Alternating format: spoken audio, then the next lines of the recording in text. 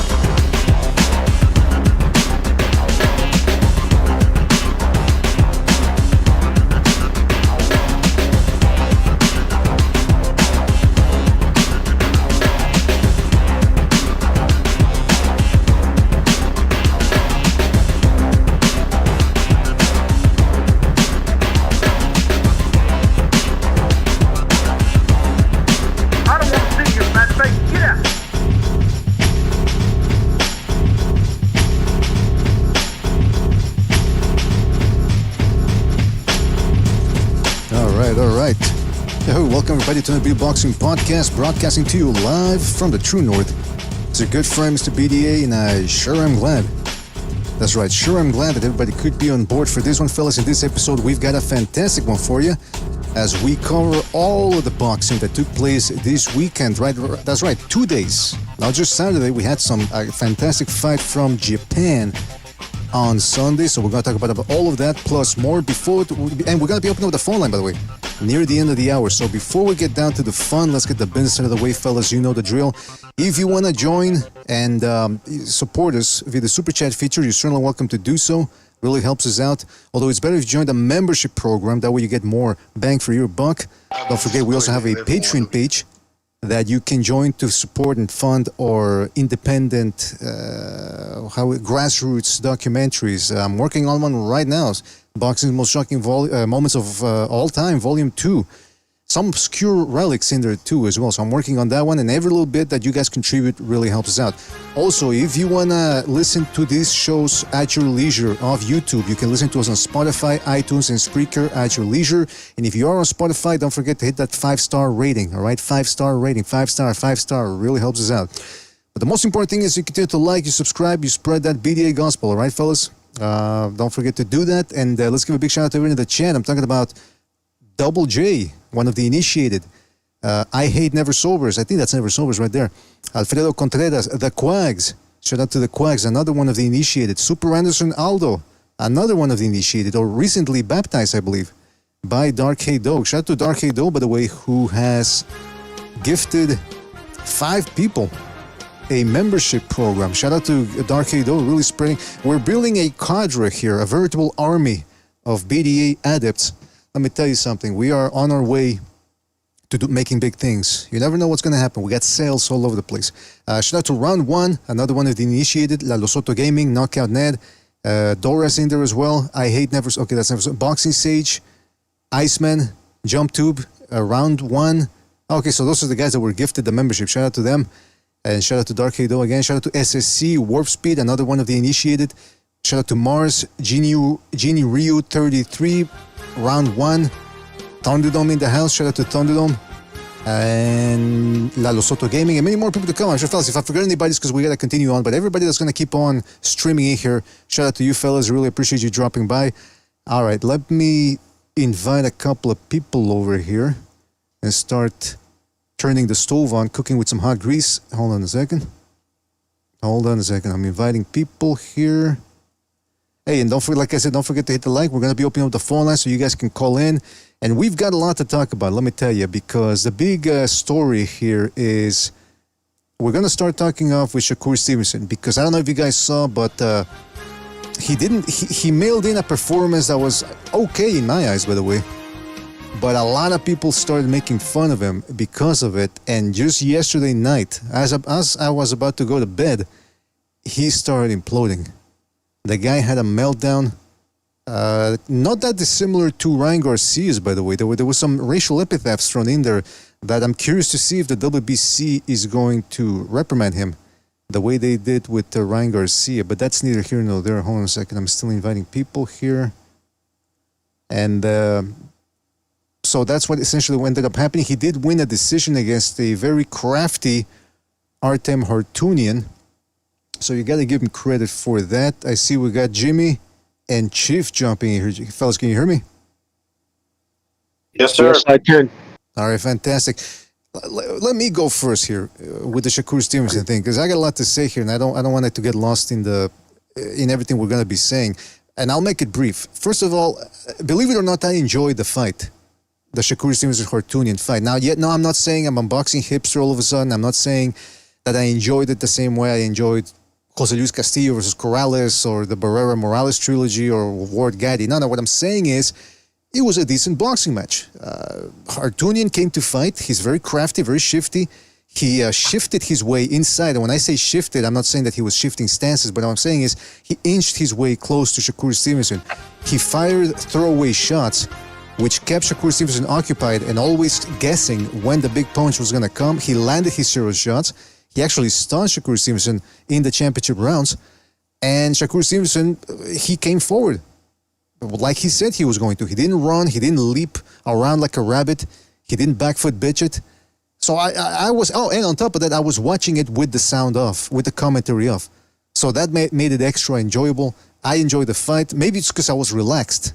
I'd done a lot during that day. I performed and finished a lot of tasks. So maybe that's why I was feeling, now I can relax. Maybe that's why I enjoy the fight. I don't know. But it doesn't really matter what I enjoy, because I'm a hardcore boxing fan and I have different standards of what I can enjoy. Similar to how an alpinist can survive at high altitudes longer than other people, because I'm acclimated to so-so performances and still find them somewhat enjoyable. But the people in New Jersey fail to appreciate what they saw, and that's a problem, because Shakur Stevenson already lost a lot of the Afro-Anglos. They've migrated over to Tank Davis. That's their guy. That's the type of fighter that they enjoy, and they really enjoy his antics. Shakur Stevenson, they don't really enjoy him. They're not backing him up. So all he had left was New Jersey to build a stronghold where he could recuperate and build an army of supporters and then maybe branch out from that. He couldn't even do that. And now he's lost Top Rank. He's lost his fan base, what little fan base he had in New Jersey. He's floating in the waters as a free promotional agent. The only one that's supporting him right now is Clarissa Shields. The only other person out there that's as crazy as he is. So, guys, what did you make of Shakur Stevenson's performance against Hartunian? Before we get into the whole outside the ring antics. Jimmy, it's all yours. Yeah, it was a decent fight. I mean, it wasn't. Yeah, no, he didn't jump back. I don't know. I'm going to have a hard time paying this kid any compliments right now. I'm so soured on him. It's maybe best I don't, throw the fight any flowers. Listen, from day one, I've always said the kid has an elite world-class jab. I've always said that, and it was on display again. All right? But he's not willing to make the fight entertaining. Oh, see, I don't want to go off script with it, because when I go, I'm going to go, because I've had it. I've had it with this fucking kid. So, Chief, why don't you let it fly? All right. Well, on the fly, I only got to catch the highlights. I do have ESPN, so I will be able to watch the whole thing. July 4th weekend, I'm a veteran. What do you think? There's always an excuse with the Chief. Oh, good Lord. Yeah, there is. There is. And they're not always good. Anyway, but what I saw was the same thing you guys did. He had an excellent jab. It was on display. The overall, I got to give what I saw versus how much I enjoyed it. What I saw was a guy who measures his foot out and keeps the people at distance from his foot. So instead of getting it on the outside or the inside, he puts it square with their other toe so they can't reach him, and he can still hit him with the jab. The problem is now they're out of range for his left hand unless they overextend themselves, which is smart, but that's not the whole game plan you should have. It should also, that's how you set traps. But your 90% of your game plan shouldn't be jab and let them overreach and hit him with a left. The guys of yesteryear and the way Lomachenko used to fight was they would get at angles where they couldn't get hit back, and then they'd rain in unusual punches, hooks from odd angles. This kid seems to, everyone thinks he has the talent to do this. I'm not going to say if he does or doesn't.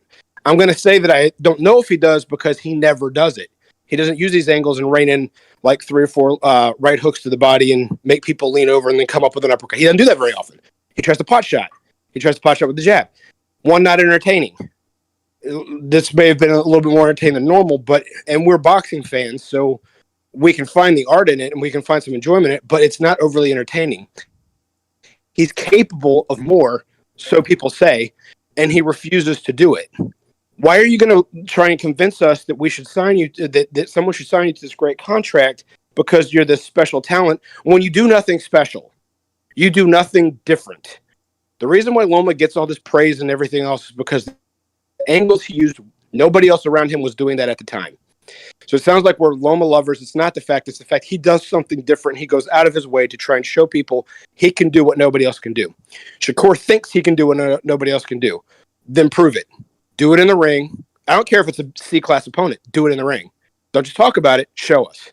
And when you do that, you're going to separate yourself from Devin Haney, from Teofimo Lopez, and to an extent, Tank Davis. Davis is starting to, even though he's coming together as a fighter, he's starting to do a lot of that measuring with the right to set up his left and then throw combinations when they're hurt. But he's not throwing combinations off of a jab, sticking things together, and making a offense flow. He measures a lot.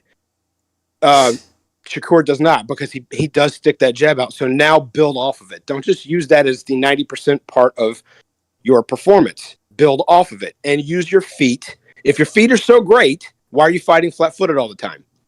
Use your angles. If you're able to get out of the way, use your angles to set up these combinations that nobody else can throw. That's my assessment of him.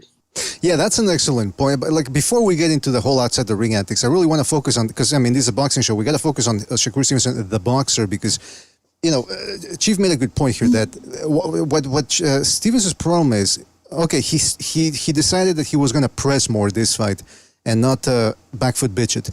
He discarded the ass style, which is good for him. He earned points on my end for that. Also, his reflexes are off the hook. I mean, this dude, he was leaning back. Again, the leaning back is something that I am very reticent to do or to show to people. You know, that's certainly not what you would teach a beginner to do. I mean, that's something that he picked up along the way as he was boxing. So good for him. I'm telling you, his reflexes are insane. He's got an inner radar that not a lot of people possess in boxing. But that being said, that's exactly the problem that Chief was touching on. He's pressing forward, but at the same time, he's still on defense mode. So when Hartunian, smart fighter, was firing off those throwaway shots, Shakur Stevenson was reacting as if they were big shots, and he was leaning back. Every time Hartunian would do that, or almost every time, I'm talking 90% of the time, that Hartunian was throwing, Shakur Stevenson was on the defensive. He wasn't making him miss and making him pay. Not enough. Not nearly enough. Especially a guy like him, who now it's been proven that at 135, he just doesn't hit as hard as some of the other dudes out there. He's going to have to throw more, and he wasn't. Point number 2 that I want to touch on about that is, okay, he was pressing more, but he's still leaning back most of the time. You ever notice that, guys? He's got his weight on his back foot, and he's leaning back. I don't care who you are. If you're leaning back, and you got your weight on your back foot, you're never going to hit as hard as if you were putting your weight forward. Am I wrong here, guys? I really want to hear some of your opinions on that, on his stance and his inability to... Not. No, of course not. I can break it down maybe for some people if they're football fans on the show, well, like American football. When a quarterback, say, is scrambling in a pocket, and if he has to, like, throw his weight backwards as he's throwing the ball... Like you ever see them, they're fading back and they have to like jump backwards as they're throwing it. Almost always they're kind of looping passes because you can't put anything on the fucking, you gotta, that's all an inertia going forward. So when you snap the ball with your weight going forward, you drill a mad spiral. But when a guy's going backwards, then just throws his arm, it's totally different. It's usually a lollipop throw. And it's the same thing with a punch, man. You can kind of make it look like you're putting shit on it, but if you're pulling your weight back at the same time you're snapping your punches, you're just not putting anything on it. It's a defense first. It's because you're worried about what's coming back too much, and that's his problem. Like you said, there was so many times when he lost Bradley halfway through it. Bradley was trying to keep up the fucking, narrative, but he just said, listen, my father used to say to me all the time, why make him miss if you're not going to make him pay? Like, that's rule, like, probably 3 out of all the rules in, boxing. The guy misses, man, you make him pay, or what's the use of it? That's, you want to keep them, when you make them pay for when they miss, they're less apt to do it again, or they're going to be more strategic when they throw it. You're basically taking their ammunition or game plan away from them. And he doesn't fight that way. And it becomes into a lull. It just becomes mundane. He just uses his speed, and to Mr. BDA's point, his amazing reflexes. He's got crazy quick twitch fibers, like I've been saying along. That's what I've always said about this kid. Great quick twitch fibers, and he's able to stop your momentum with good jabs because he's very accurate with his jab. Again, I've been saying that from day one, so that's nothing new. It's just everything else, and it becomes just mundane. It's like, okay, you can walk out of the room in the 3rd round, come back in the 7th round, nothing's changed. Come back in the 11th, nothing's changed. I don't know.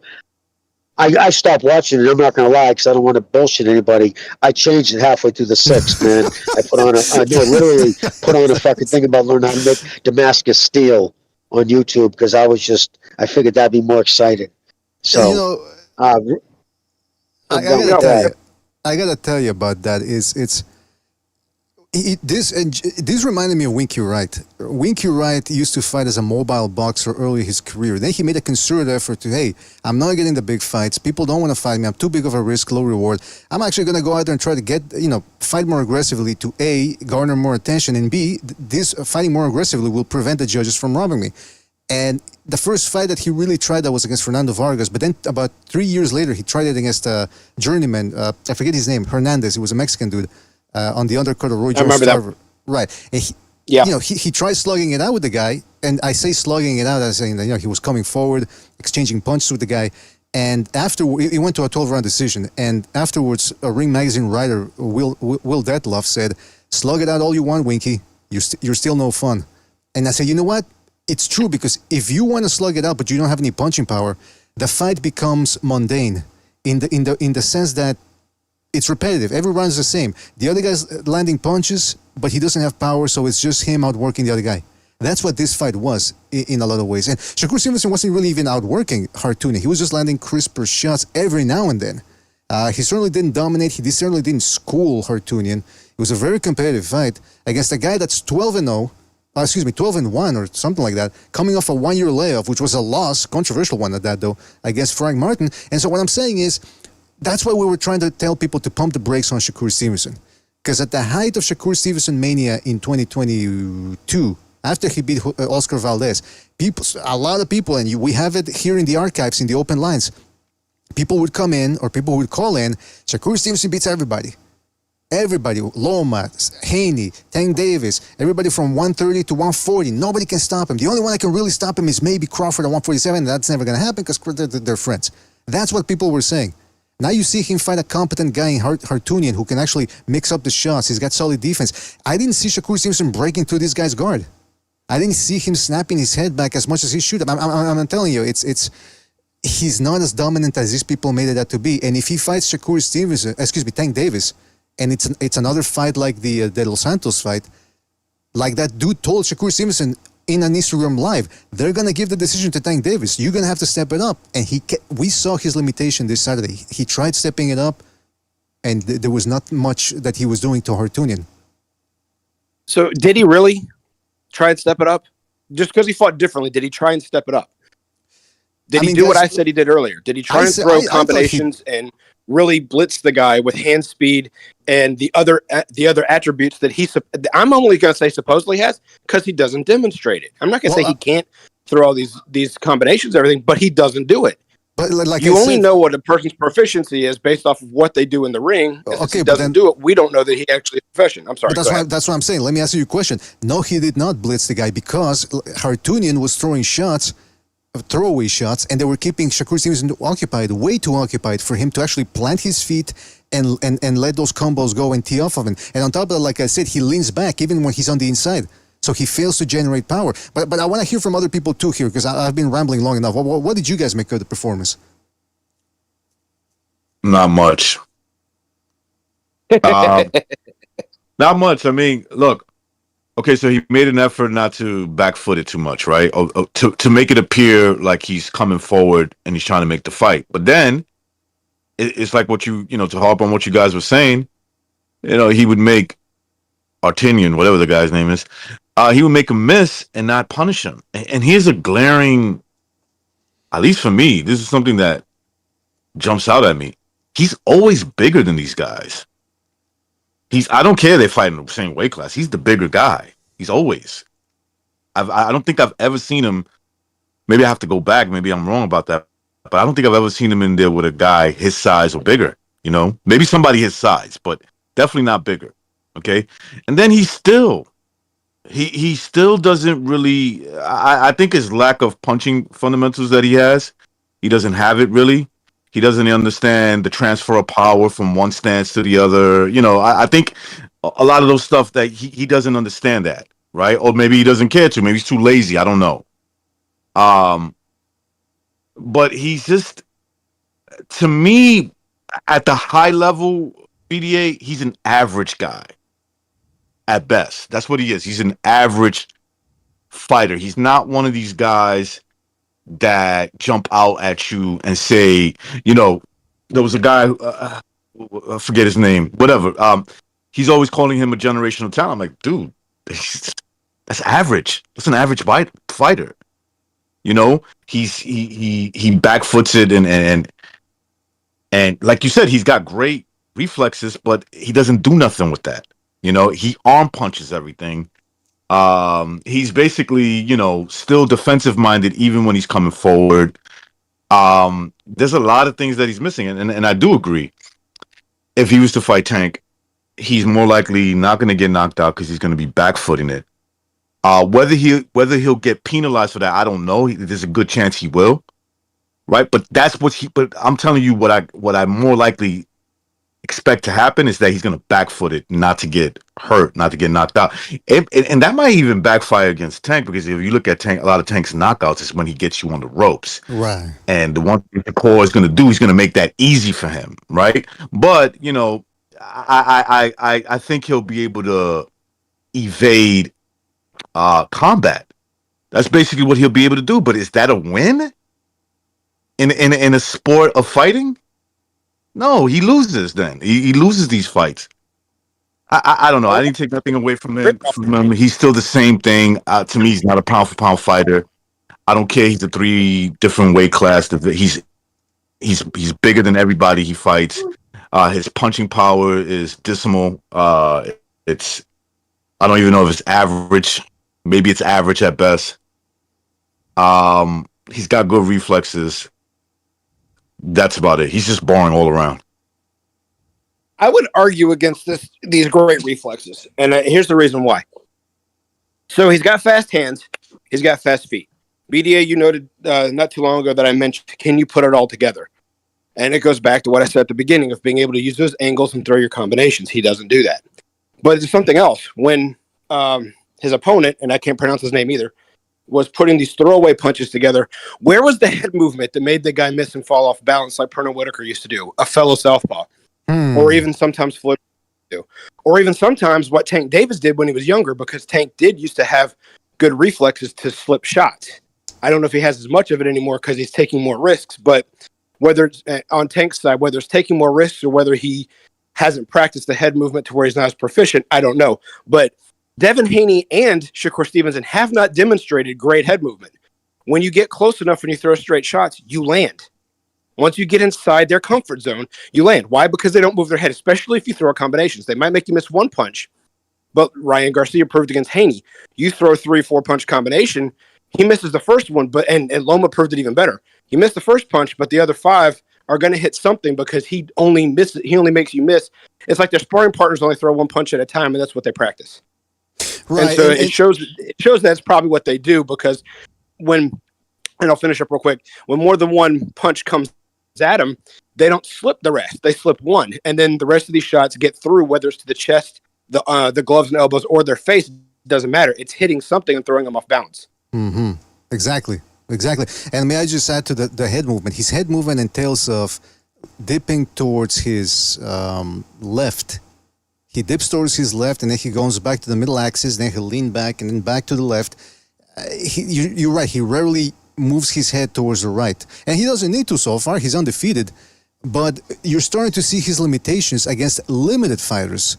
Again, the reason why, like I said, I enjoyed the fight, but now I've realized finally, it's because I was always suspecting this for a while now, for the past 2-3 years, but he's not what people make him out to be. And if he would have been, the way that people hype him up, he would have done much better against Hartunian, and dare I say, he would have stopped him. And we're going to get into Shakur Stevenson's excuses afterwards, but I want to hear from Sobers too. I haven't heard from him. Sobers, what was your impression of the fight this Saturday? Well, my impression of that fight, bro, was okay. I feel like Shakur Stevenson gave his best impression of Gervonta Davis that he could muster. He tried to do what Davis did against Martin and just walk in that straight line and walk him down. He was probably expecting. Oh shit!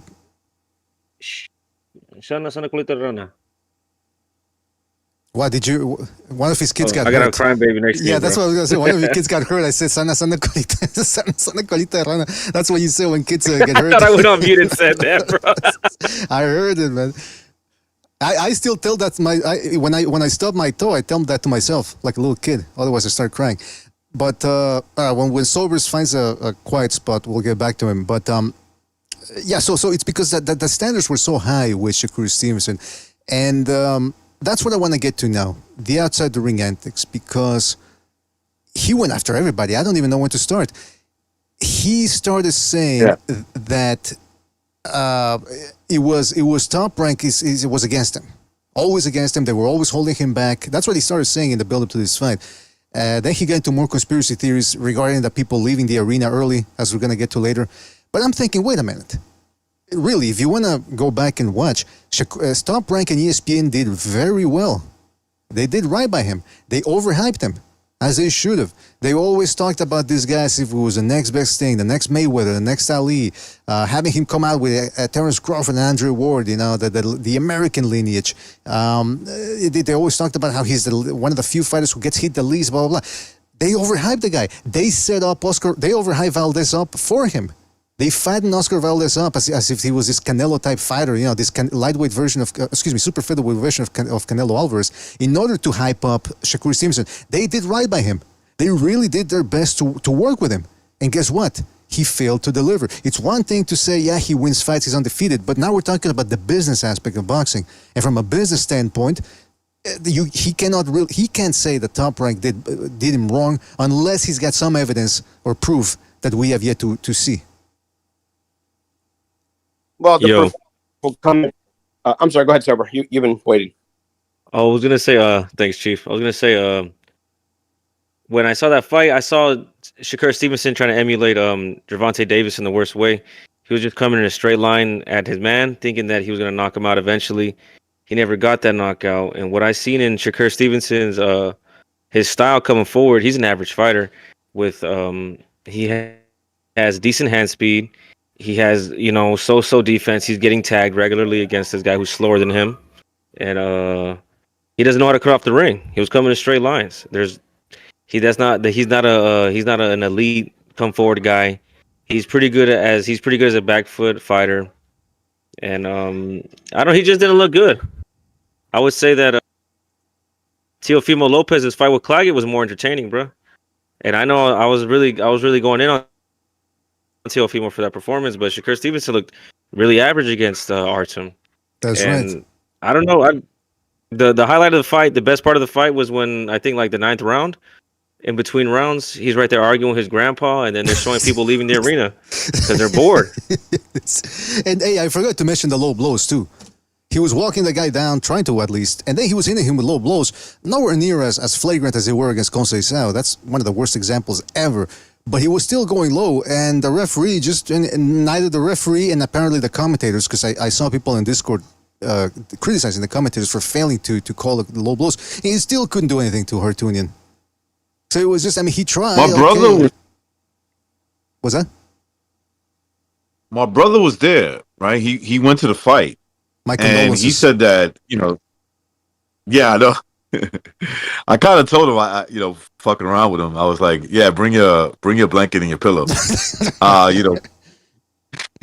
So, but he said that, because he had pretty good seats, he said what he noticed was that this dude really hates to engage. And I'm like, yeah, I can see that from the TV.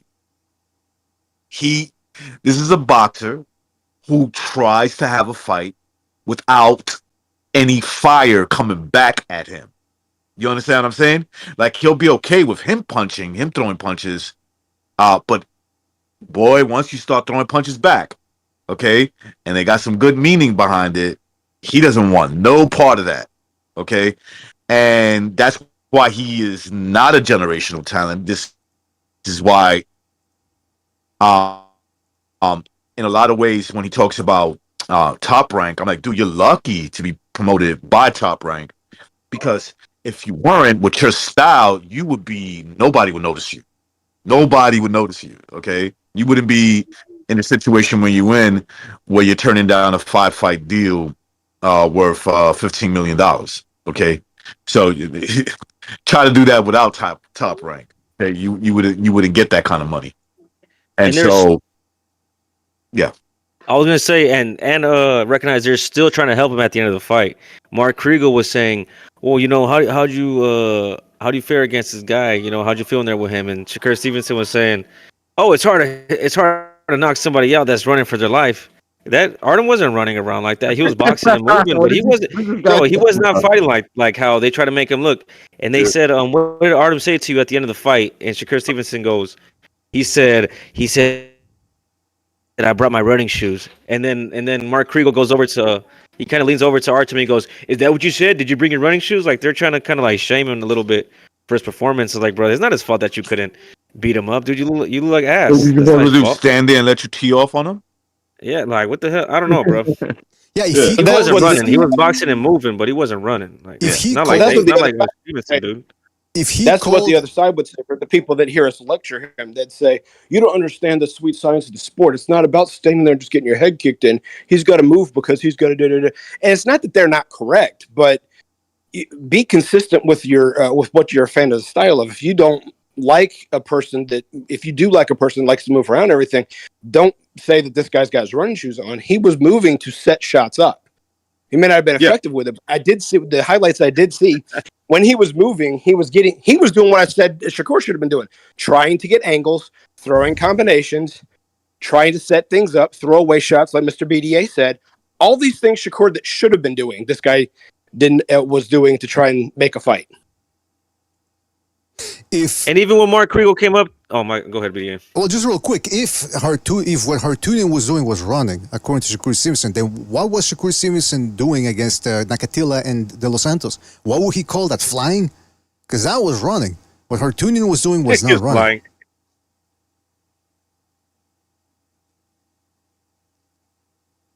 Well, I was gonna add on to that, dude. Even when Mark Kriegel talked to Artem, he said, how do you feel? Did you have fun in there?" And Artem told him, "I had fun." He goes, "You don't look like you had fun." Like, and he pointed at his face, and he was like, "Oh no, I'm okay. I don't know what you mean by that, but it was a good fight. We boxed, we showed our heart. You know what I mean?" They're like trying to downplay Artem the whole time. It was weird. Right? They try to make it look like they try to paint the narrative that Artem took a beating. Artem's like, "What the fuck are you talking about, bro? I'm fine." Yeah. He was like, "It was close. It was pretty close, actually." Imagine Kriegel goes, Artem, how you feeling, man? I mean, how are you? Like, he's trying to make it seem like he's, you okay, Artem? You really, like, you want to putting his hand on his shoulder. Yeah, you want to sit down? Imagine Artem would have responded back to him like sarcastically, like, "Yeah, I'm fine. Are you okay?" You want to sit down, Artem? Yeah, let's bring him a chair, guys. Let's bring him a chair. No. Hold on. We'll get you a chair. Medic. He starts crying on medic. But that's the other thing, though. Look, like Soares was saying, on top of that, they're still trying to give him the benefit of the doubt, and even then, Shakur Stevenson still tries to bury Top Rank. Now, Jimmy, I don't know if you agree with what I said about Top Rank and ESPN doing right by Shakur Stevenson. They really tried to overhype him. They tried to set him up as a next big American hope. And now Shakur Stevenson is intent on crapping on them. Could you maybe just... curious to hear your comments on that or your thoughts on him going after Top Rank. Oh, I got a few comments. Listen, they started because come out of the Olympics. I believe by his third fight, didn't they have him on ESPN or whoever he was doing? I think it was HBO. Maybe I don't know. Was HBO still on then? I don't know. I just know they were showing all his fights in the beginning. And even in Knock, when he first came out, it was it's kind of not a very exciting fighter, but that will change as he gets acclimated to the pros. They started headlining him way sooner than they headline most fighters, okay? He was absolutely coming out of the last Olympics, the head prospect there, and he was treated as such. Never mind the fact that they were paying him more than they were paying per fight, then they were paying Lomachenko, paying anybody else in the division. He was the highest paid 135-pounder. And there's 3 fights in his last 5 he's now had to either apologize for or fans walked out on. You were 100% right, too. Let's take it back to Top Rank. There was over 8,000 people in that room last night, or Saturday night. Clearly, Top Rank did their job. They promoted the fight, okay? Now it was his job to entertain the fans since it's an entertainment sport, right? It's sports entertainment. Of course. People are shelling out a lot of money. It's a blue-collar sport, too. So it's not the front row. I mean, these aren't doctors, lawyers, Wall Street guys.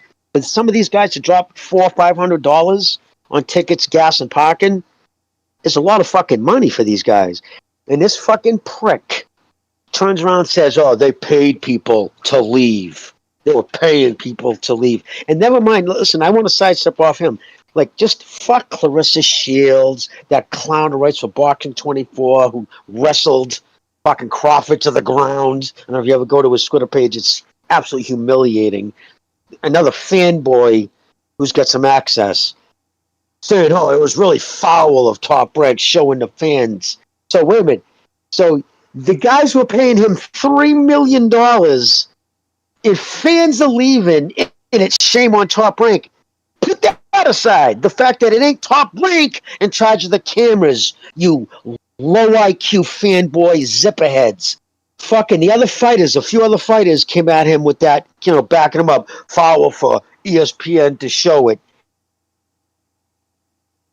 I mean, Top Rank, ESPN is in charge. Somebody, what the hell's going on with that noise? You guys said that too? All right. Anyways, no. So the person who produced that, are you there, Mr. BA? I can hear you, man. I can hear you. Oh, okay. The producer for that boxing event was ESPN. Remember I said I've been complaining about it for the last few shows. I'm like, you got these young kids coming out, the producing on. They're in the truck. They have a truck parked outside with all the cameras and shit usually, and he'll say, go to this camera, go to that camera. They decide what gets shown. Bob has nothing whatsoever to do with the camera angles, what is shown and what isn't shown. And Shakur is either you're really that stupid, and these other professional fighters and guys, and Steve Kim nailed one guy where he's like, yeah, sorry, but that's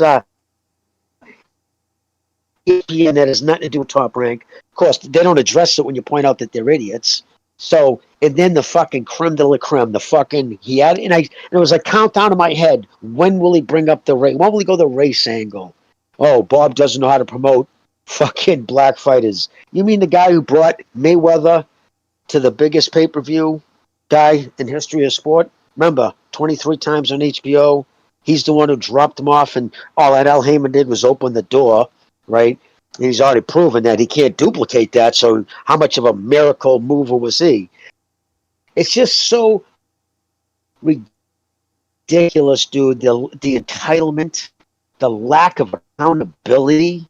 I mean, the first two fights when they were boring, it was, Saul calls them bad performances. No, they were boring, dude.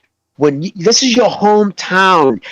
This is now the third time he's put a fucking fight in Jersey where it's incredible taxes, where he doesn't make as much money, but he's trying to build a fan base for you. And you turn around and you put on such a fucking boring ass. Don't try to push the fight forward. Don't take any chances to to help maybe get him out of there. But just to coast to a victory and to have the fucking announcer say it during the fight. Well, I asked, Shakur about this and said, what happens if this fight isn't, a success or, for the fans? I don't care. All I care about is winning. I don't care what they think. I just care about winning, going home to my family. Really? Well, to quote Steve, how you win matters. Okay? And I am, I'm done with this kid. The fact that he should be apologizing for his performance. Again, apologizing to listen, I'm sorry, you guys are my hometown crowd, and I was getting rained down and booze, and you guys left instead. Fucking, once you saw he got a little support, right? Once you saw people were on code, because you can't insult, I guess, at all, on any level, an African American without it coming to race now. I mean, if this isn't the clear tipping off point where, okay, so now you stink the motherfucking place up, got people booing, black people booing and leaving too. Wasn't all whiteys, and this is where you go to. It's because Bob Arum's a racist, because the other big name guy or PBC, it's not like he's fought everybody but you guy. He's fought nobody. But all of a sudden that's Bob's fault, right? It's the lack of accountability and the fucking weapons grade fucking self-importance is insane. And I've just had it. This kid has turned too many American fight back for most. I mean, no Crawford, a fucking band, but it just see too much, and that's why I'm done. Really, I'm talking. That really pissed me off to see that. See you white people go off Mr. B there because I'm gonna stop. You're cutting off, man. You're cutting off. First of all, near the end there. Can I say one thing real quick? Sure, go ahead, Aldo.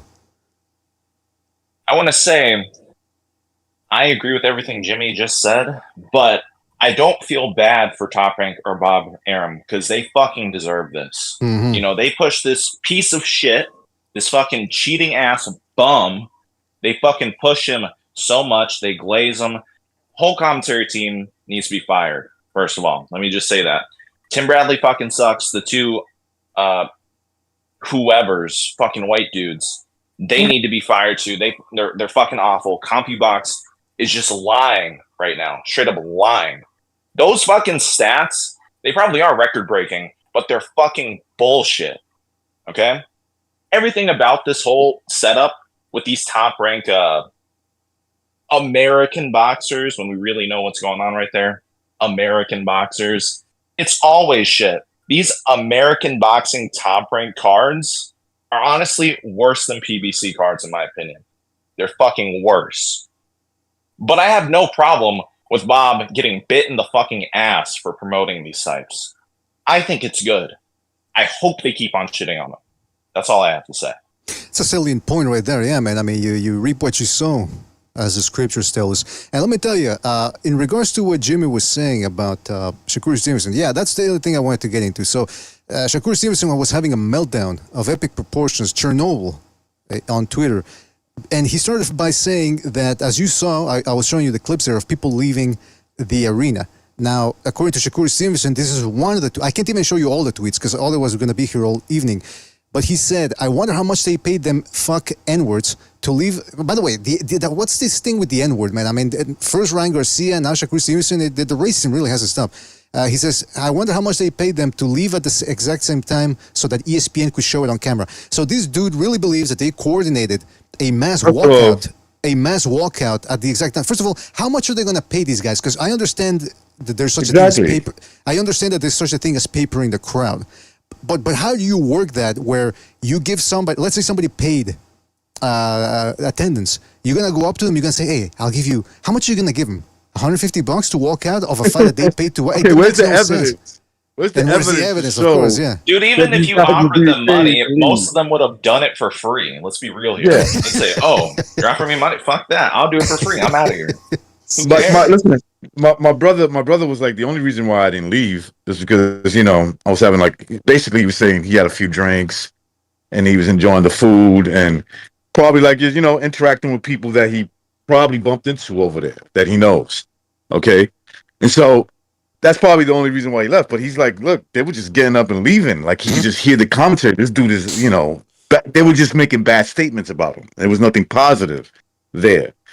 And let me check him real quick. Shakur, you're Puerto Rican. Don't use the N-word. Exactly. Right? There you go. You can't use the N-word. I'm sorry to say, that's, to me, that's racist, and he needs to be called out on that, in my opinion. You know what? That's true, though. He's half Puerto Rican. You're full-on Puerto Rican. You should really check him. You should straighten him out, man. Yeah, because, I mean, he's gonna get there. and I don't subscribe to that. Him calling black people the N-word. All right, I think somebody should put him in his. I think the WBC should put him in his place. Yeah, we don't. Macho did it. Did you see the anti-Asian retweet that Shakur did? Oh yeah, he called I posted us in chat earlier. Yeah, he came at Steve Kim's neck, huh? Yeah, he called him Coronavirus Kim or some shit like that. And he didn't call out the person that he was quote tweeting that said it. He was just basically like, "What's up, Kim?" Basically saying like, "I agree." I mean, we don't go that for guy that. who tweeted that You is need a named lifetime ban. Kick Science, and he's a black Israelite, a legitimate black Israelite. So that tells you his pseudoscience white hatred. Oh, well, you there know you where go. that dude's at. That's who tweeted it. By the way, shout out to I gotta before I miss the super chats because we're getting all into this issue here. Shout out to Lalo Soto Gaming for reestablishing his membership program. He says the Foster and Stevenson fights are proof that the ass style is no longer welcomed and displayed itself as boring. Yes, indeed, there is a paradigm shift occurring right now. Let me tell you, I think it's because we're in the age of Aquarius, nearing Revelation, and the veil is dropping. The veil is being lifted, and people are seeing that from a business standpoint, you can't back ass-style boxers anymore. It's just bad business overall. Shout out to Don Chile Rayeno for his contribution with the super chat. He says, Shakur Mo Sislak look-alike is boring as fuck. Well, he does kind of look like Mo Sislak, doesn't he? Especially in the first season where he had a different color skin. That's Shakur Stevenson right there. Shout out to Don Chile Rayeno. I can't get that image out of my head now. The same hair. Yeah. Oh, well, the black Israelites would say that, that's why Jesus was black. The Bible says hair is, hair like wool, skin like bronze. That's me. Oh man, that's what the Never Sobers has to hear every time he walks out in the downtown Atlanta. There, downtown in every corner of the city. He's got to hear that. Shout out to Frankie Sands for his contribution with the super chat. He says Stevenson is not him. Looked like Arton was pulling his punches. Just saying. I want the Sepeda fight. I think Sepeda can beat him right now. What you guys think? Well, we're gonna get into that. We're gonna get into the Sepeda fight later. Right now, we're just scratching the surface about Shakur Stevenson. Don't forget to hit the like, fellas. Can I say something real quick about Sepeda? Well, real quick, let me just say to people, please hit that like. We're at 63 now. Let's get it up at least to 80. Excuse me, 80. 100. We can go for 100. So if 27 people hit that like, 37. We should be on our way to something great here, fellas. 37 people hit the like. Otherwise, I'm going to start pulling out the literature, and we're not going to talk boxing until we get 37 likes. But what were you going to say, Recognize? I was going to say, the thing about Sepeda, right? Now, let's go look at his style of fighting, right? He's very entertaining. Very extremely entertaining, even to the casuals. I don't know what was that noise, bro. That was crazy. Okay, so that Jim is hearing. It's a phone call. Something happened. I don't know what the hell. Okay, I'm sorry. Can you hear me? Whatever. Yeah, I can hear you. Okay. I want to know what Zepeda's getting paid, because he's way more entertaining. You know what I'm saying? Like, I'm curious. In terms of entertainment value, I bet you more people will find Sepeda to be more pleasing to the eyes than Shakur, and I guarantee you he's getting paid less money. That's a great point. Than a guy like. That's a great point. Yeah. Recognize. Does he even try? Does he even crack $1 million a fight? Does a guy like Sepeda even crack $1 million? In pesos, maybe. That's a great point. So I'm sure DAZN. I'm sure DAZN's paying him $1 million. I would imagine. Okay. I'll check. Okay, so $1 million versus a guy who's turning down $3 million a fight. Basically what you're saying is that he's 3 times more he holds 3 times more value than Sepeda. But in actuality, in a boxing fight, who brings more value? Okay, recognize. I just did a very simple Google search, okay? This is for the Cabrera fight and the Joseph Diaz fight. In the Cabrera fight, according to Goodman, he earned $540,000. Whoa. And for his bout against Joseph Diaz in 22, Zepeda's guaranteed purse was $300,000. Jeez, Luis, you're cracking $1 million. That's just based off a basic Google search. I'm not saying that's 100% preserved. These are the first numbers I'm coming up with. No, you're 100% right, brother. You're 100% right. I just checked too on a source. That's right. I'm shocked. I'm shocked that DAZN is only paying him that kind of money. I mean, it's one of the most exciting younger. You know what I mean? But still, that's just crazy, right? And then the other clown's turning down $3 million because I know my worth. And there's your worth walking out the fucking arena. Well, that's the problem. Maybe it's not necessarily just that Zepeda is being underpaid, but it's Shakur being overpaid. It might be the bigger issue. You know what I mean? Because absolutely. That's the bigger issue more than anything else. Yeah, see, how did Top Rank come to the determination that this guy was worth $3 million? I mean, apparently there was also a debate about whether he even sold out New Jersey this past Saturday. The one guy was saying that he saw it curtained up, and that certain what do they call those rooms that they get at the top, those VIP rooms or whatever they call them, boxes, whatever, they were empty. There was nobody there, so it wasn't sold out. And then on top of that, the few people that did show, well, not the few people, because it was about 8,000, I think. Oh, Dan Rayfield caused shrapnel too from Shakur Stevenson, because he said it was about 8,000, and Shakur Stevenson was saying, nah, man, it was more than that. Apparently not from the people that were there. So I want to play you this video. I don't know, Bucho sent me this video. I don't know where he got it from. I don't know who made it. I guess somebody from Twitter made it. So whoever made it, shout out to him. It's a very well done video, and I think it encapsulates the current Shakur Stevenson saga right now. The deal you turned down was 5 fights, $15 million. Is that correct? Yeah, it's not chump change, but I know my worth and I know who I am now, and I understand that my value from when I first signed with them to now is a lot higher. I said, well, what happens if the fight isn't appealing to the fans? He says, I don't care. My objective is to go in there, win, and go home to my family. A few moments later. This gotta be your fans, your own fans are boom. Just I ain't never had to go through that. Ever. I know my worth. He said they were booting Artem, BDA. He said they were booting Artem. Oh, well, we're going to get to that. But by the way, look at the people. Let me put it back up on the screen. Look at the people filing out. I told Bucho, they look like worker ants. You ever see those when you're walking down the street and there's somebody drops some sugar or something on the ground, some soft drink, and all the ants immediately come out, they file a big line? That's what they look like. It looks like people climbing Mount Everest. They can't wait to get out. My first sound with them is a lot higher. Yes, you are made of stupid. Half the crowd's on their phone too. Oh, well, that's the other thing. Like, did you even you turned down was sorry. What? Catch that as well. Like even the people still in their seats, they're on their fucking phones. Like, what did they even say? You were made of stupid. Yeah, that was George. I said there's even a picture going around of Andre Ward looking half asleep. Crawford too. Yep. Terrence Crawford looked like he's taking a nap. Nobody wanted to be there. Yeah, it was like a funeral. Look at this. This is the people that supposedly there's MMA champ in the bottom right. They took his phone away, so like a Zoomer, he started dying because Zoomers can't live without their phones. Terrence Crawford falling asleep. Terrence Crawford, who looks like Omar from The Wire, falling asleep. That guy behind Crawford looks like he's ODing on something, and they just left him sitting there. And then you got Andre Ward all bloated up looking like he's reminiscing about the glory days of being the son of God. Nobody wanted to be there. He was, I mean, a picture's worth 1,000 words, and this is the only word that I hear looking at this photo is these people are fucked up. The only guy smiling in that picture BDA was looking away from the ring. Yeah, that dude with the sunglasses inside, he looks like, what's that one movie where they have like a dead dude, but they're like moving him all around?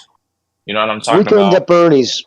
Yeah, that's what that looks like. Because he just slumped down, and you can't see his eyes. It's dark inside, so why does he have shades? No, come on. Are you saying dark because it's Afro Anglos? Is that what you're saying, dark? No. I mean, that sounded like that. That's what you were saying. We got Ryan Garcia on the panel apparently here. But you know what, man? So just to touch on what Sober said earlier too, that Kriegel and Timothy Bradley were really trying to, hype, as they often do, try to hype Shakur Stevenson up. Well, that didn't prevent Shakur Stevenson from targeting them. But first of all, before I get to that though, Shakur Stevenson went after Steve Kim. He said, Steve Kim is fruity, zesty-ass dude reporting straight hate on me. I'm going to start smacking these reporters and taking the charge that come with it. First of all, that's a bad idea considering he's already got a criminal record. Remember that when they were him and his friends were catcalling a group of girls, and then when they refused their advances, they decided to beat up on the guy that was there, the only guy that was there. And even then, Shakur Stevenson couldn't drop him and hit him flush. So I think that's a bad idea to go after Steve Kim. Yeah, and the girls too. They beat up on girls. They punched the women too.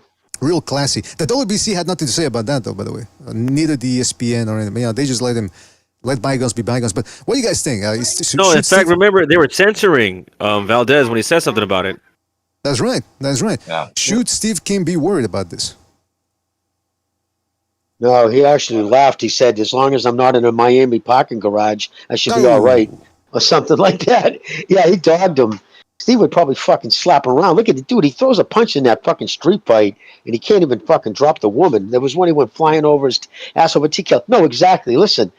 Yeah, the WBC, fuck Suleiman. That kid, I'm not even going to get into that bullshit, right? But obviously, clearly, drunken mess with loose lips and just drunken stupid and saying stupid shit. Yeah, never going to work at the WBC again. Here's a dude who verbally accosts women, and when they turn his advances down, he beats them up on film. And the WBC is as quiet as a fucking whore in church. Fuck him. Seriously. By the way, I condone what Ryan Garcia did because I'm a guy that freedom of speech and everything, but I can still say that was an incredible bad taste. I just want to put that out there. But we're not going to get into that right now. We're going to get into we're going to stick to the subject here.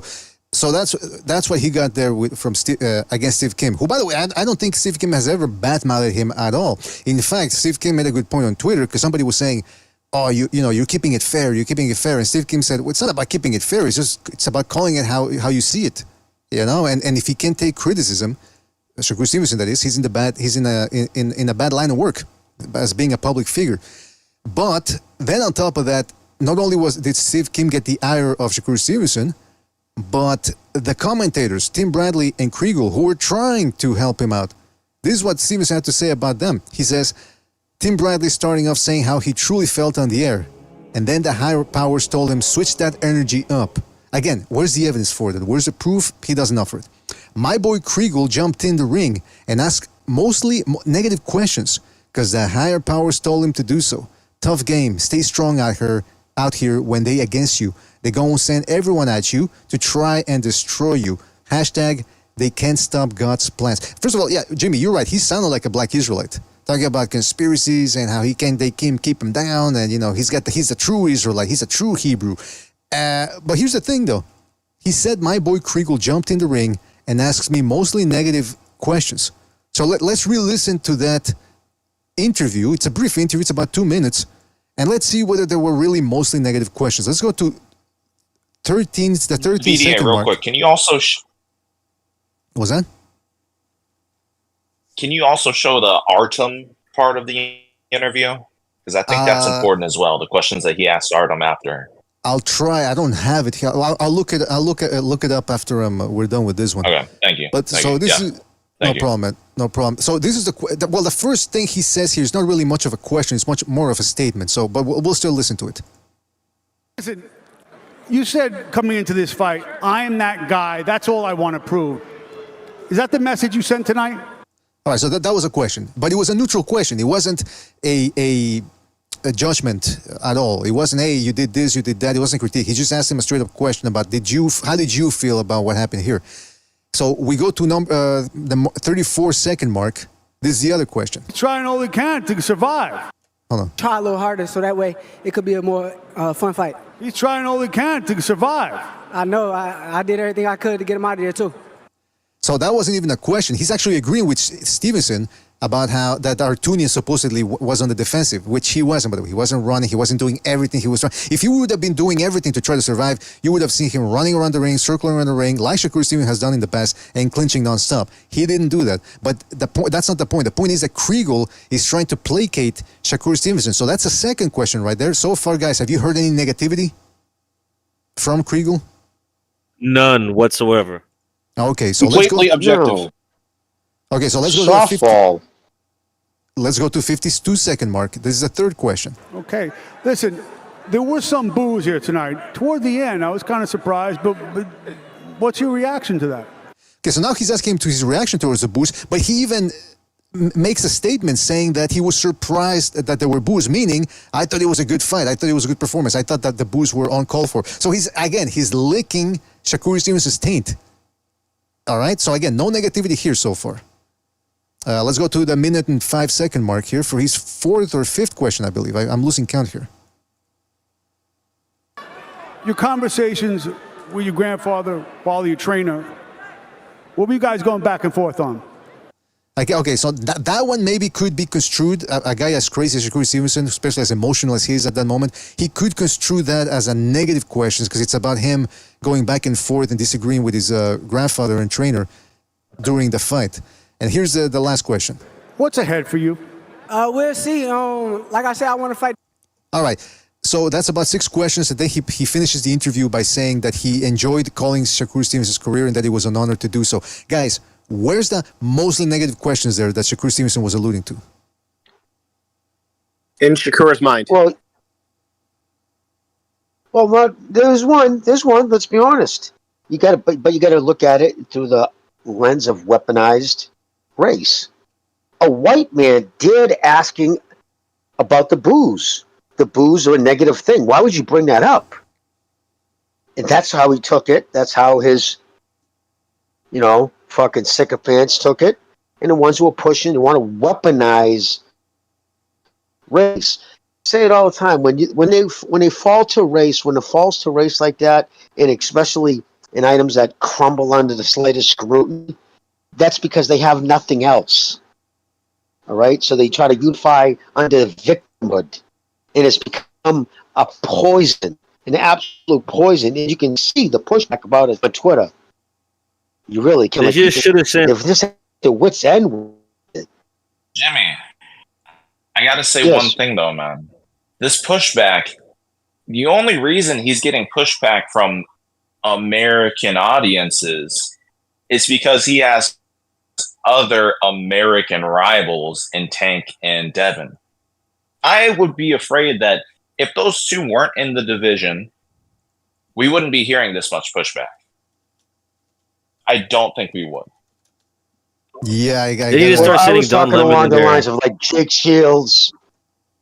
Well, I was talking about the long like Jake Shields and a lot of people who were like coming out about the race angle, saying like, seriously, is this really what we're doing again?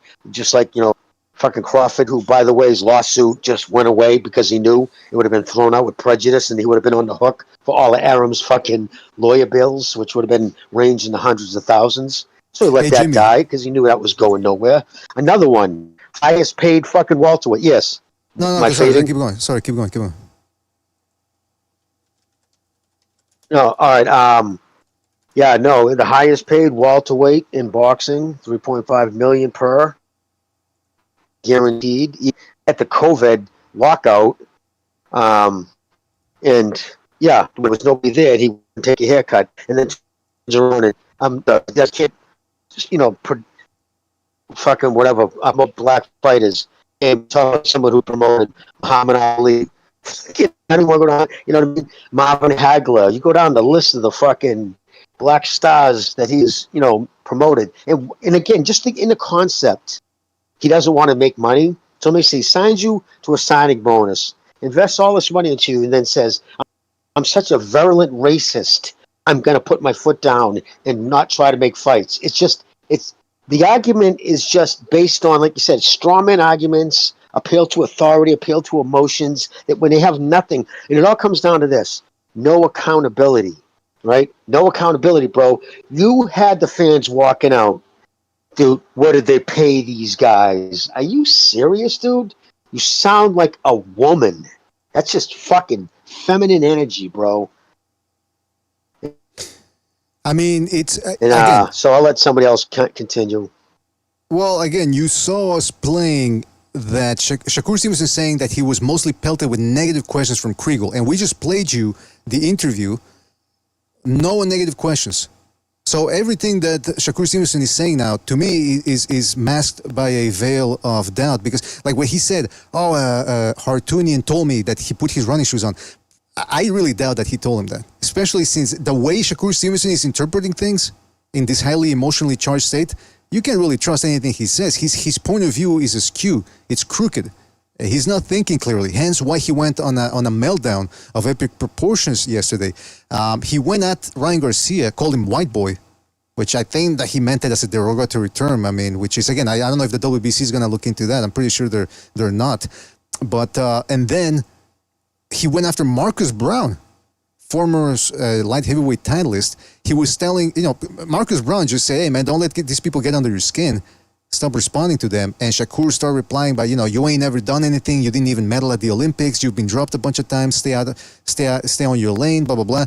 So finally, Marcus Brown had nothing. He said, you're the guy that calls timeout during sparring. I've never done that, he said. And that really set Shakur Stevenson off. Let me see if I can put it up on the screen here. That's hella funny, BD. I didn't know that. This was Marcus Brown said, never have I ever called a timeout in sparring. Shakur Stevenson said, my headgear came loose, fuckboy. Ask the man to drop the whole video. That's your boy, cloud chasing ass, New York N-words. Again with the N-word. I don't know what's wrong with these people. Yeah. So he's got an excuse for everything. Yeah, the guys, no, they weren't booing me. They were booing... Yeah, they weren't booing me. They were booing Hartunian. Oh, no, the people didn't walk out. They were paid to walk out. Oh, I hurt my hand. I hurt my taint. My girlfriend was feeling sick before the fight. Just, people always talk about excuses, but what about what Shakur Stevenson's doing here? And then on top of that, let's play BDA. Yeah. I was going to say, I thought Ryan Garcia was supposed to be the conspiracy theorist guy. If Shakur Stevenson is pulling him one out of every corner, dude, for every little thing. I mean, it's insane. Now, we watched that clip of him getting tagged in sparring and reacting as if he'd been shot or something. As if he'd been stabbed or pricked with something. I can't believe you did that to me. So Marcus Brown posted another clip of that same sparring session that I'd never seen before. And he's alluding to the fact that Shakur Stevenson, on 2 different occasions, calls for a timeout. But, which, by the way, my gym, it's not exactly, obviously it's not a world-class gym like the ones that Shakur Stevenson trains at. But if somebody ever called timeout during sparring, you know what we do? Unless he's seriously hurt or injured or something, we just let it go. Protect yourself at all times, fucker. So here's Shakur Stevenson with the yellow protector on. Hold on a second, where is it? Here's him reacting to certain shots that he dislikes in sparring.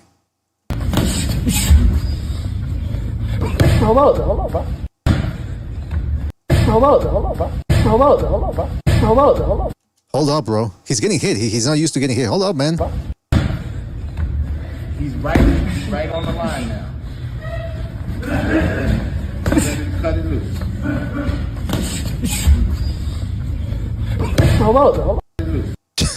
I mean, come on. His headgear. Apparently, his headgear. He can't.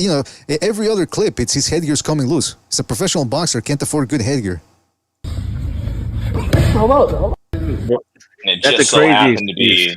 That's a crazy excuse. After a punch. It just so happened to be after a punch too. Exactly. His headgear gets out of place. I mean, this is insane, man. Another thing too, I know I asked you about the Artem interview, but I just tried to look for it. They haven't posted it. So Yeah, I was gonna think say. they're probably embarrassed by the questions that they. All he asked was, "Were you trying to not get knocked out?" That's all he asked. Whatever his name is, Kriegel, is that his name? Yeah. Yeah, he's fucking garbage too. I was gonna say I looked for the interview and I couldn't find it. It's I guess I'm gonna have to find the fight another way and then watch it because I didn't see the interview either. They cut the application that It I was used. bad, man. But what did he say? So what type of questions were they asking him? He just kept asking him, "Were you trying to not get knocked out?" That's all they like. That's the only thing I remember from the interview. Were you trying to get knocked out? Were you were on the back foot? They were trying to place all the blame on our all of it. And another thing too, this isn't even about the interview itself, but Shakur actually got warned for low blows in this fight, which I was very surprised about. Oh shit! Are we still on the air here? Hello. You guys hear me? Yo, I can hear you. Okay. Sorry, but I thought we were off the air here. Yeah, people are saying that. And refresh. Okay.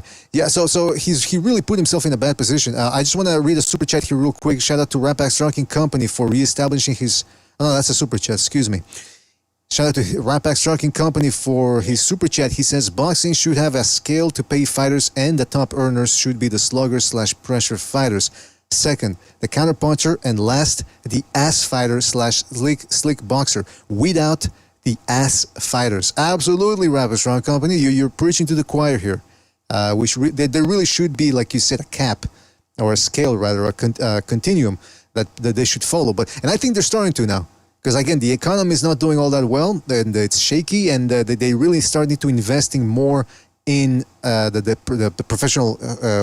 What am I saying here? Entertaining fighters. Also, I'm opening up the phone lines here, but I'm going to remind people to please hit that like. We're at 89 likes. I said we needed to get to 100. 11 more people, fellas. 11 more people hit that like. It really helps us out. We get to 100, all right, fellas? So make sure to hit that like button. Make sure to hit that like button.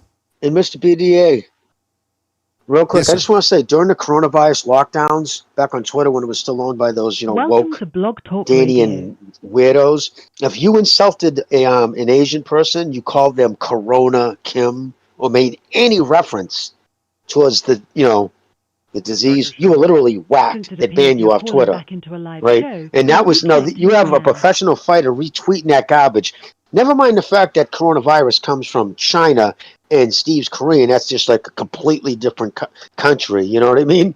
It's just the arrogance, the bigotry that gets flung around. They always bring it to race, but then the first one to stand on their square about it's coming because it's projection. Because that's when race is the first thing you think of and the first thing you use in your weaponization to negate your horrible, boring performance. It's an easy go-to. Where's the WBC? Where's the WBC standing against what Shakur Stevenson just said? Well, come on, Suleiman. Yeah, can I say something though? Okay, so Jimmy, because I was gonna make a joke. I was gonna say that if Steve Kim and Shakur Stevenson got into a fight, Shakur Stevenson doesn't have that dog in him. Meanwhile, Steve Kim eats dogs. Would that have been raised? Because I'm pretty sure, it's just a little racial humor. I'm pretty sure he would, he'd appreciate it. I don't think he'd have a problem with that. Steve would laugh. Well, there you go. Steve would laugh because he doesn't care about making racial jokes when they're being in jest. He's not a thin-skinned weirdo. But that's not being in jest because the kid who tweeted it, that kid kicks science, like I said, he's a black Israelite and has said horrendous shit about Asians. I have some of his stuff. By the way, BBA, the WBC just dropped a statement. They banned you from ever participating in anything with the WBC. With all the bribes I've given them, I think they should have cut me a little slack. I don't know. I'm just trying to tell you. I don't know. Yeah, I'm not gonna kill the messenger, shoot the messenger. Shout out to Recognize and listen. Steve Kim has a thick skin. He's been through it all. 20 years of being on the internet reporting. He's getting into it with Andre Ward.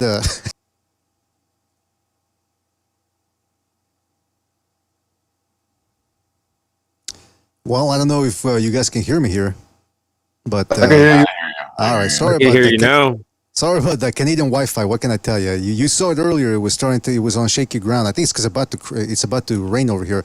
But sorry about that. I got to reopen up the phone lines. So actually, I'm gonna wait a little bit because then if you never know if it's gonna drop out again, and then that the phone lines are screwed up. Did we get to 100 likes? Not that we earned them after these connection issues. Oh yeah, we got to 100 likes. All right. Hey, maybe I did it on purpose. Maybe I cut the connection on purpose so that we get to 100 likes. I don't know. That's the way I do it around here. You just never know what Mr. BDA is up to. But like I said... Sneaky BDA. That's what we're going to call you. Sneaky BDA. Hey, what about... Okay, that's the other thing, though. The Oshaki Foster fight. Hold on. Unless are we done with Shakur Stevenson, or you guys... did we forget to mention anything about the fight? Bro, I was done with him on Saturday night. Even before that, so... No, I'm kidding, good. He can't cut off the ring. He sucks. I always told y'all guys he sucks. He's a hype job.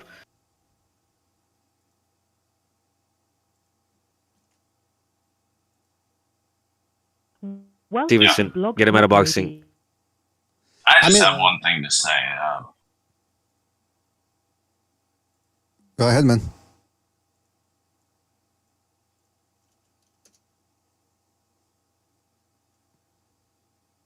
He was somehow still boring, and he was cheating while doing it. And this motherfucker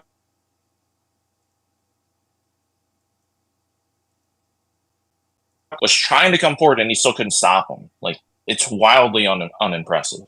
Wildly. The fact that people called him a generational talent and like the next big thing in boxing, like, I hope you internalize just how wrong you were about this dude on every level. Yeah, when I heard that phrase being used with him, I just fucking like smirked, like, get out of here. Now, I'm pretty sure the people who are saying it now are like kind of hiding their face. They're like, oh shit, man, I spoke too soon. Even like in their quiet moment, they're like, oh, this dude sucks. Yeah. The second this dude loses his speed, he's done for. He doesn't have the actual skills that people claim he does. It's really just reflexes. Once he loses I don't like losing. This is the thing. Gotta go. I don't like losing. Damn, I recognize you're cold, man. You're cold-blooded, man. And I wonder how long he's gonna have the A side benefits. I don't like losing. I don't like. You know what it was, man, and I'm telling you, this goes to disprove what Shakur Stevenson was saying about Top Rank not helping him out, because they overhyped him. Again, let's look at his record. Oscar Valdez, really, that's his big win. But Oscar Valdez, he's not all that. Conceicao showed that before the Stevenson Valdez fight. is smaller than him in the ring. Yeah. That's right. The only reason they protected Valdez was so that they could serve him up to Shakur. Exactly. Like that's the reason why they protected him for that. Like, this dude has been given everything by Bob and Top Rank. And then he has the audacity to say that, oh, Bob's son, Lomachenko, the dude that Bob allowed to get robbed from fucking Devin Haney, a free agent, that dude? Exactly. Like, get out of here. This whole, like, oh, Bob and just the whole world is against black people. You guys get the fucking silver platter, and it's still not enough for you. I'm done here taking this shit. There is no debate. You're just wrong.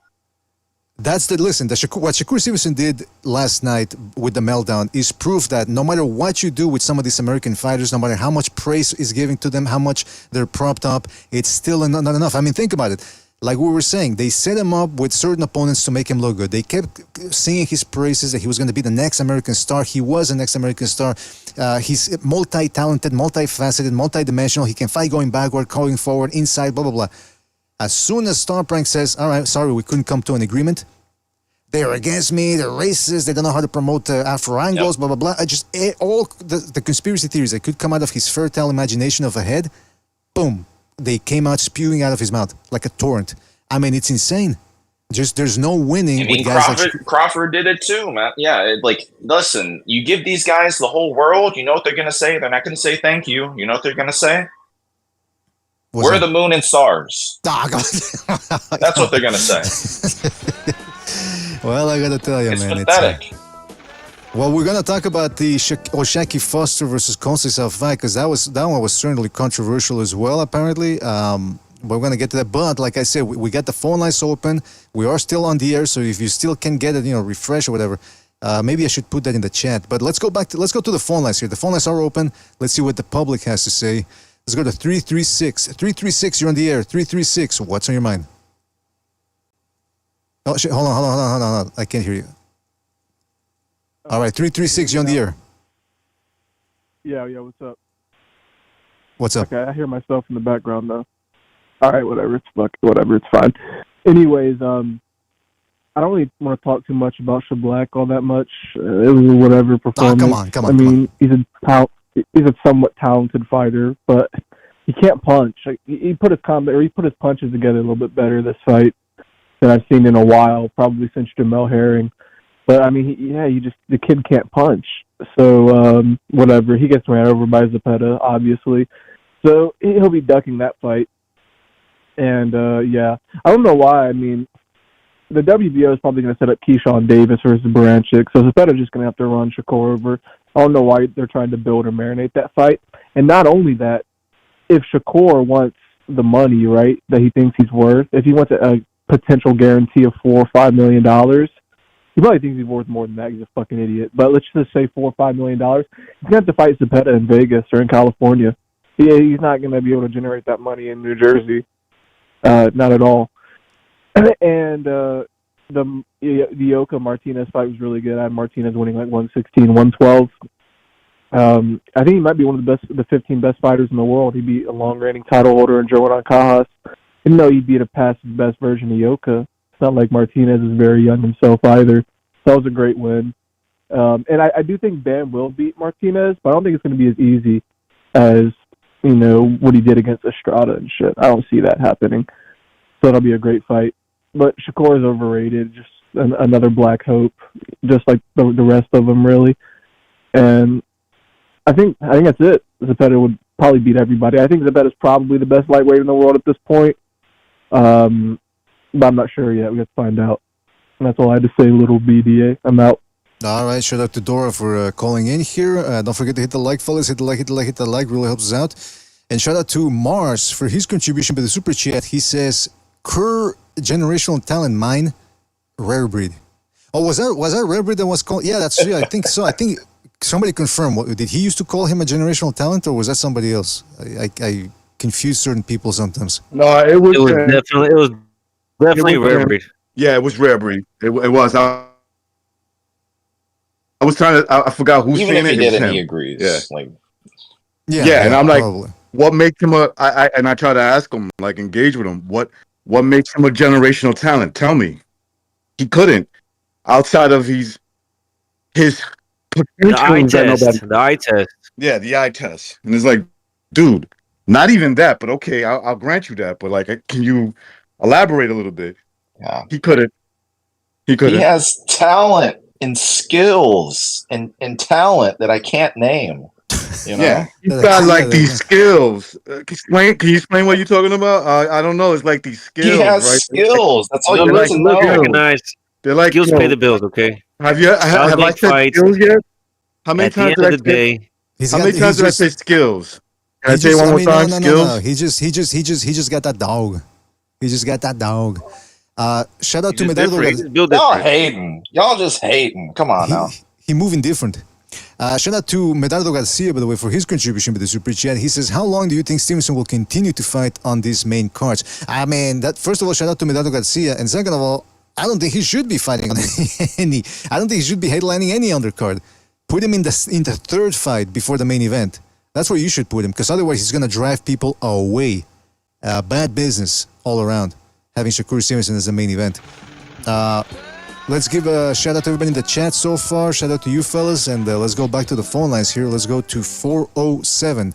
407, you're on the air. 407, what's on your mind? Good evening, fellas. Even if the fights weren't, for the most part, were entertaining, shout out to Nate Diaz and Jorge Masvidal for giving a great fight, and William Sepeda and Fernando and Ioka, but a lot of the eyes were on the Shakur fight and the Conceicao fight. Now, I think everything has been well said by all of you, BDA, Aldo, Jimmy, especially by me, by the way. If you're still there. Yeah, Boxing Chief. Oh my goodness, recognized. All you guys killing it. But yeah, let's just face it. These American fighters are trying to take the least risk with the most reward, and now we just got, unfortunately, a bunch of overpaid divas in England, America, and sometimes Mexico. I think we need to start paying the more entertaining fighters more because they're giving us our money's worth, and we should be paying attention to them more. Without all these people who are giving Twitter wars online and not really giving the fights, let's just stop giving them attention, honestly. I'm not saying you guys stop making shows on these episodes because they are, whatchamacallit, they're great content. But let's, sorry, I just saw a comment that made me laugh. But let's face it, it's not really skills, it's just fighting negative. I think we need to go back to highlighting fighters to like Alexis Arguello, Chocolatito, Oscar De La Hoya, Manny, Usyk, Terry Norris, even though he'd probably curb stomp his opponents after knocking them out. Just, what happened to these fighters that like implemented defense to their offense and offense to their defense? Like, that's actual skills, in my opinion. When you just balance everything out, you're a complete fighter. You can counter off the back foot, set up big traps off the back foot, cut the ring off, just things like that. Like, you're able to do everything, or you're just outstanding in a certain area that others aren't. That's what I call skills. When you're just outstanding or very complete. But yeah, I think we just need to stop giving attention to these fighters who are just going to backfoot all the time. And one thing I want to say, I like O'Shaquie Foster, but I don't argue with anyone I thought Conceicao won, especially the judges. Foster was barely active, and he was on the back foot most of the fight. So when you're on ringside and you're seeing someone throwing combinations, and you're just on the back foot trying to counter, who are the judges likely to give the rounds to? Yeah, you're right. Yeah, they might call it even or give it to the guy who's pressing. Exactly. Thank you. So I am going to rescore the fight. I actually had it lean towards Conceicao. I will be honest. I know the comments are going to explode, but yeah, I'm hopefully going to be able to rescore it this week. And yeah, if I change my mind, I'll say it on the BDA Discord. But I do think we need to stop catering to these American fighters when they fight this certain way, because I know Foster, he can fight when he wants to, when he's desperate. But yeah, I think we, like I said, we just need to stop catering to these negative fighters who don't throw much, and then we just say that people who come forward are bums. They're not. They're just pressing the fight in a way that you're not used to seeing, because a lot of these guys either don't watch fights before 2015 that from American fighters, or they're just very new to the sport, with all due respect. But yeah. All right, man. Well, listen, the good call there, Jerson. I agree with a lot of your points. I want to touch on that O'Shaquie Foster. We're going to do that later. But thank you for your call, and call back next time, right, man? For sure. God bless you all. Chat and panel. Right back at you, man. All right. Don't forget to hit the like. Don't forget to hit the like, fellas. Hit the like. It really helps us out. Let's go back to the phone lines here. Let's go to 323. 323, you're on the air. 323, what's on your mind? What's going on, fellas? Man, that was a snoozer. And I got to say, I thought the guy hit a ceiling with the De Los Santos fight. And this is why. He was backing up. De Los Santos hits harder. So with this fight, he was able to come forward and take chances and really not do much with that. I also was one of those, and I can confirm, I was one of those guys that called him a generational talent at one point, and this is one of the few occasions in which I agreed with Rarebreed, because Rarebreed kept going on and on about how much of a generational talent this guy is. And at one point, maybe it was like last year, I did agree with him. But I really did take that back after the De Los Santos fight, because I thought he hit a ceiling with the power puncher. Now we saw what he could do with the guy that could somewhat cut angles, kind of like a poor man's Loma. And because Monterosian over there was cutting angles really nicely on him, but Shakur was able to move with him, but he wasn't able to capitalize as much as we would want him because his output was so low. It's almost like someone was like he made a bet, like, "Hey, I bet you I could win this fight with throwing as few punches as I can." And it was very strange to see a guy not take so many risks with a guy that can't hit hard. So I don't know where he goes from here. I don't know who's going to want to bid on his fights. He might end up in a situation similar to Devin Haney, where nobody wants to bid on his fights except being undefeated, which is kind of even worse in my opinion. So I don't know who's going to take him. I don't know why he was such an idiot and didn't renegotiate some kind of agreement with Top Rank. I just don't see where this guy's going to go right now. Like, who's going to take him on? Does anyone? I don't know if anyone out there has a good answer for that, but I definitely don't want to see this guy fight again. It was really pissed. I was on the live with Never Sobers, and I was just pissed off. And then when the people started leaving, I started laughing. That was the best part of the fight, right? You suck. Yeah, that was the best part. That was the best part of the fight, was seeing people leave. And how do you suck going back? And then how do you suck going forward? What's next? Like, what other dimension of sucking are you going to give us here? Because that was a piss poor performance. I'm not going to take away anything from him as far as being skilled. He's a skilled guy. He does have good reflexes. You guys touched on a lot of those good points. But no, he is not a generational talent. No, he's not a special fighter. And no, he is not that guy. I'm sorry to break it to all the Shakur Stevenson fans, but he's just not that guy. If anybody is around that remembers boxing, remembers, somebody brought up Winky Wright earlier, like, it's just not the same ball game. These guys aren't even in the same field. They're not in the same league. Some of the guys that are being thrown around right now, and I don't know. I don't know where I put him on my pound for pound anymore. Just for the lackluster performance and just seeing how limited he is, I have to reevaluate where I would put that guy in that list. I've got to give him credit for being at least undefeated fighter and being in 2 or 3 divisions, but there's not much. There's not nowhere to really go here. I mean, he can't punch that hard. If he moves up, I don't think, what power does he have to take with him? It was questionable to begin with. I don't really think he has much. Yeah, that's the thing. That 140 is going to be problematic. I mean, he's got the size advantage right now, just like he did at 126 and 130, and he still can't. It's getting more and more difficult to put a hurting on this guy. Yeah, no. So somebody brought that up earlier. Somebody brought up that he has been fighting guys that are smaller than him, or if not, at least his size, and it's not making a big difference. I mean, when Valdez fought him, he had a big size advantage over him, and he didn't piece him up too bad. He did piece him up, but not like he didn't batter him. When Navarrete fought him, he fucking almost killed that kid. So there's a lot. Like they say, there's levels. Really, there's levels, like they like to say in the streets. There's levels to this thing, man. So that's what it is, levels, man. Exactly. Yeah, so we'll see what happens with Shakur. I still think he's got a good chance of staying undefeated for a while, but he certainly wasn't the marvel that people made him out to be. Listen, if Gervonta Davis can stay undefeated this long, and Wilder was able to stay undefeated that long, they can prolong this guy's career. They really can. They're going to give us snooze fest after snooze fest, to the point where nobody's going to,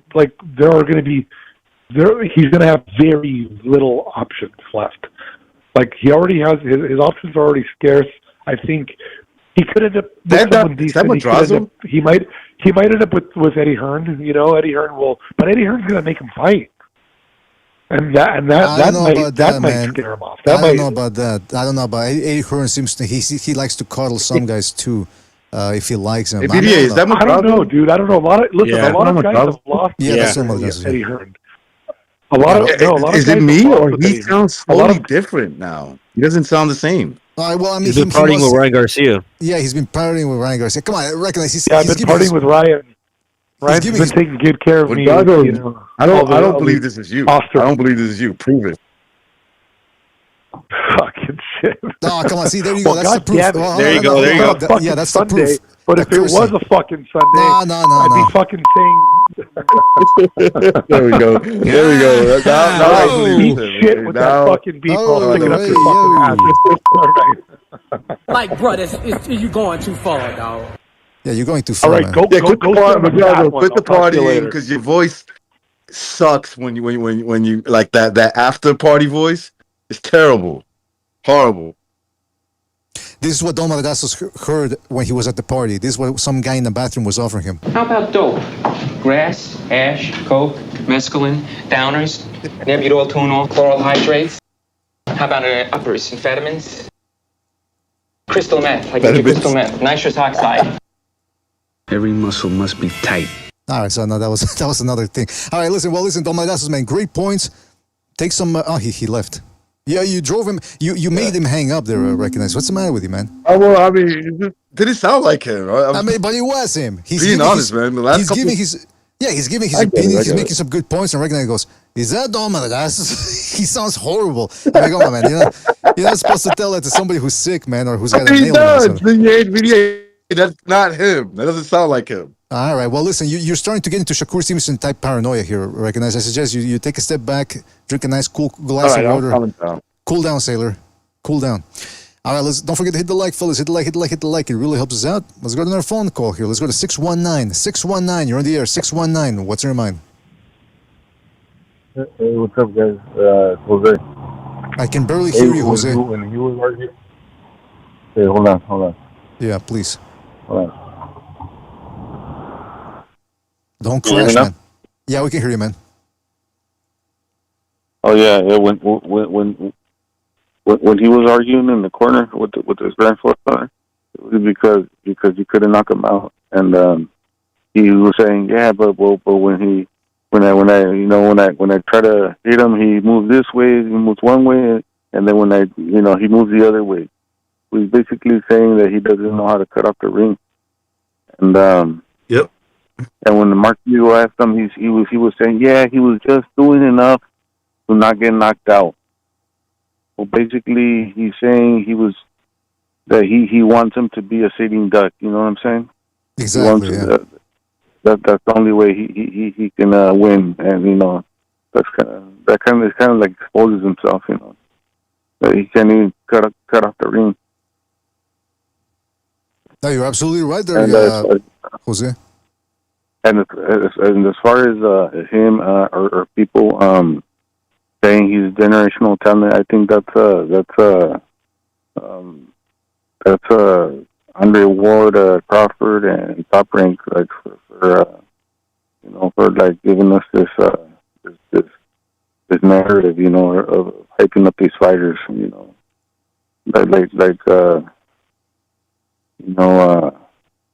making them these. Baptizing them as these future, Hall of Famers when they haven't done anything, so that's my take. All right, Jose. Well, listen, thank you for your call. Call back next time, man. Take it easy out there. Yeah, man, the guy, sounded like... Nigga, wake your ass up.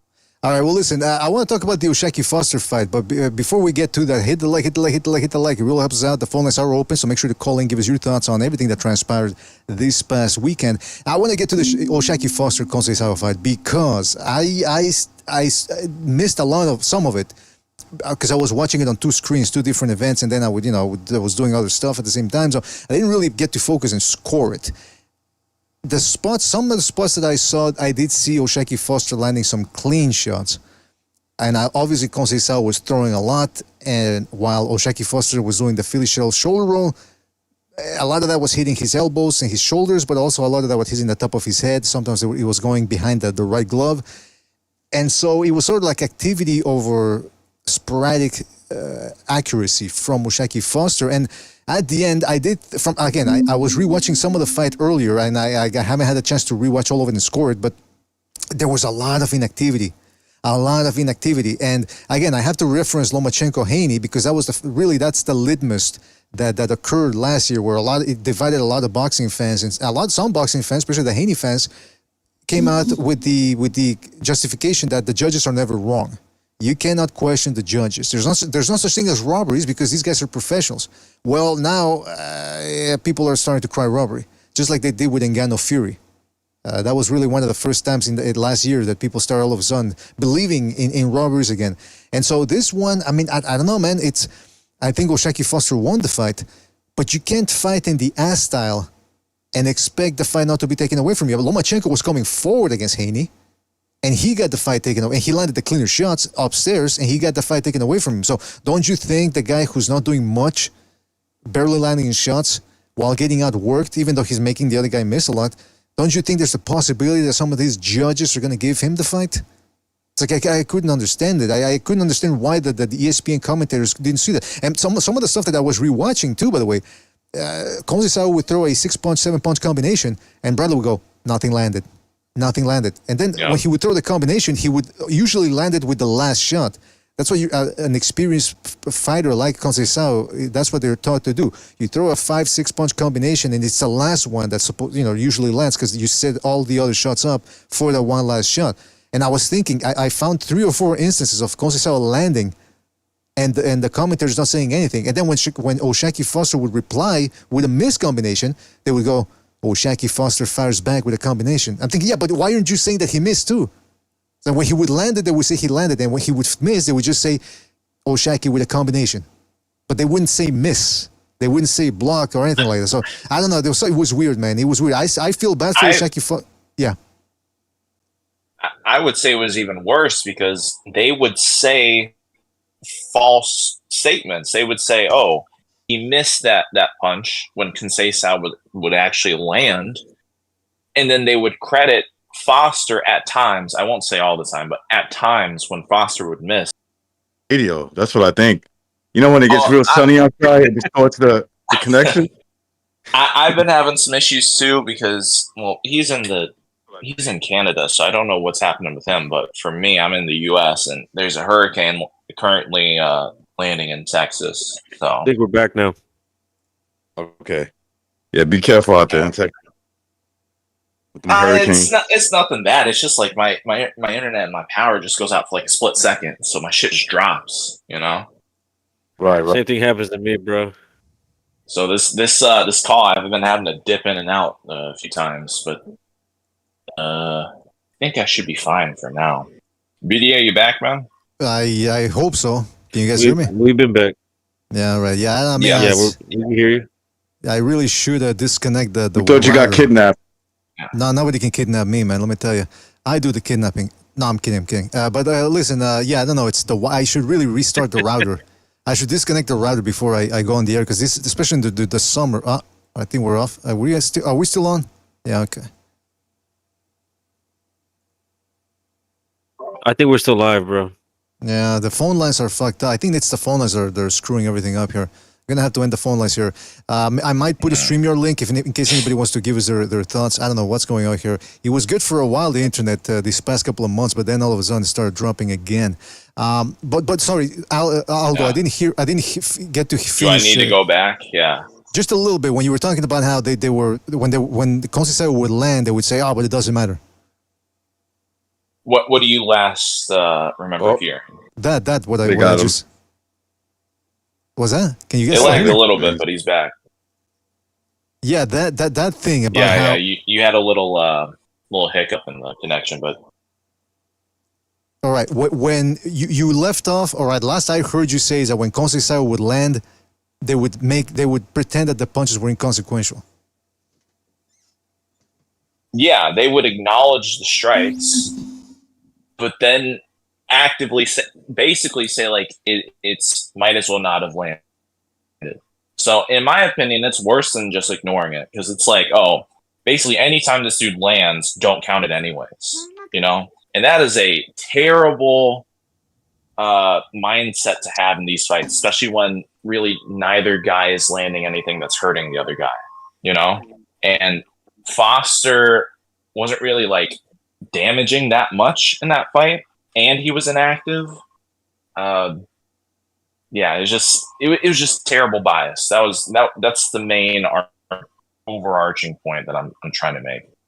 Complete bias, not even just ignoring it, but actively like discrediting even landed shots from Conceicao, and occasionally crediting Foster with strikes that didn't land. It was really bad, and the whole night it was awful for the A sides. The whole night. Yeah, I'm looking at the CompuBox numbers here. And then, Go ahead. I was just gonna say, the last point that I also said that you must not have heard was, fuck, I'm blanking. The punching. Sober, recognized. Do you remember what I said before? What?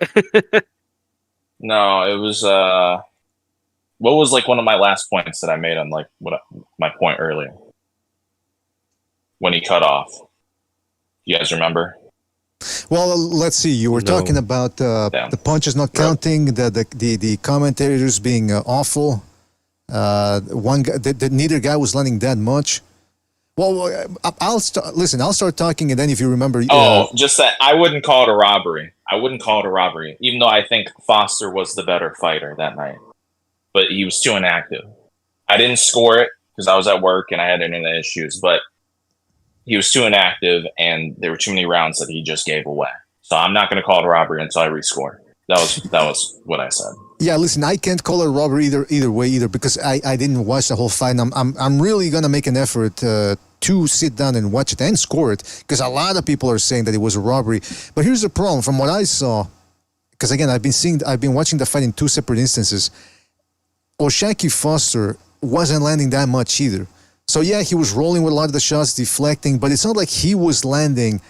Like for example, if Conceicao threw 6 shots and Foster made him miss 5, but then he countered back with 2 crisp shots, I would understand people saying, okay, that's it's a robbery if that's how the fight went.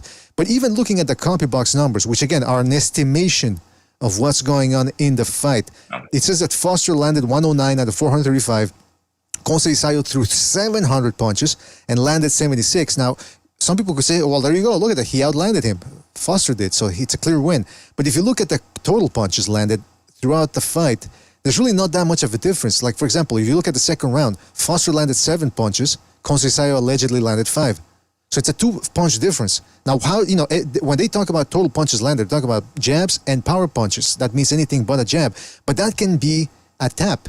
A tap may be a landed punch, according to CompuBox. It doesn't mean it's an effective punch, just like the ESPN commentators were saying. So ultimately, a 3-punch, 2-punch difference of landed punches per round is not that much, especially when one guy is really digging hard, landing body shots, pushing Foster back. Because that's the thing, when Haney was landing body shots on Lomachenko was giving them to him because he wanted him to open up, going downstairs so that Lomachenko could counter him upstairs. And he was backing Haney up. Well, similarly here, it was Conceicao landing the body shots, and he was backing Foster up.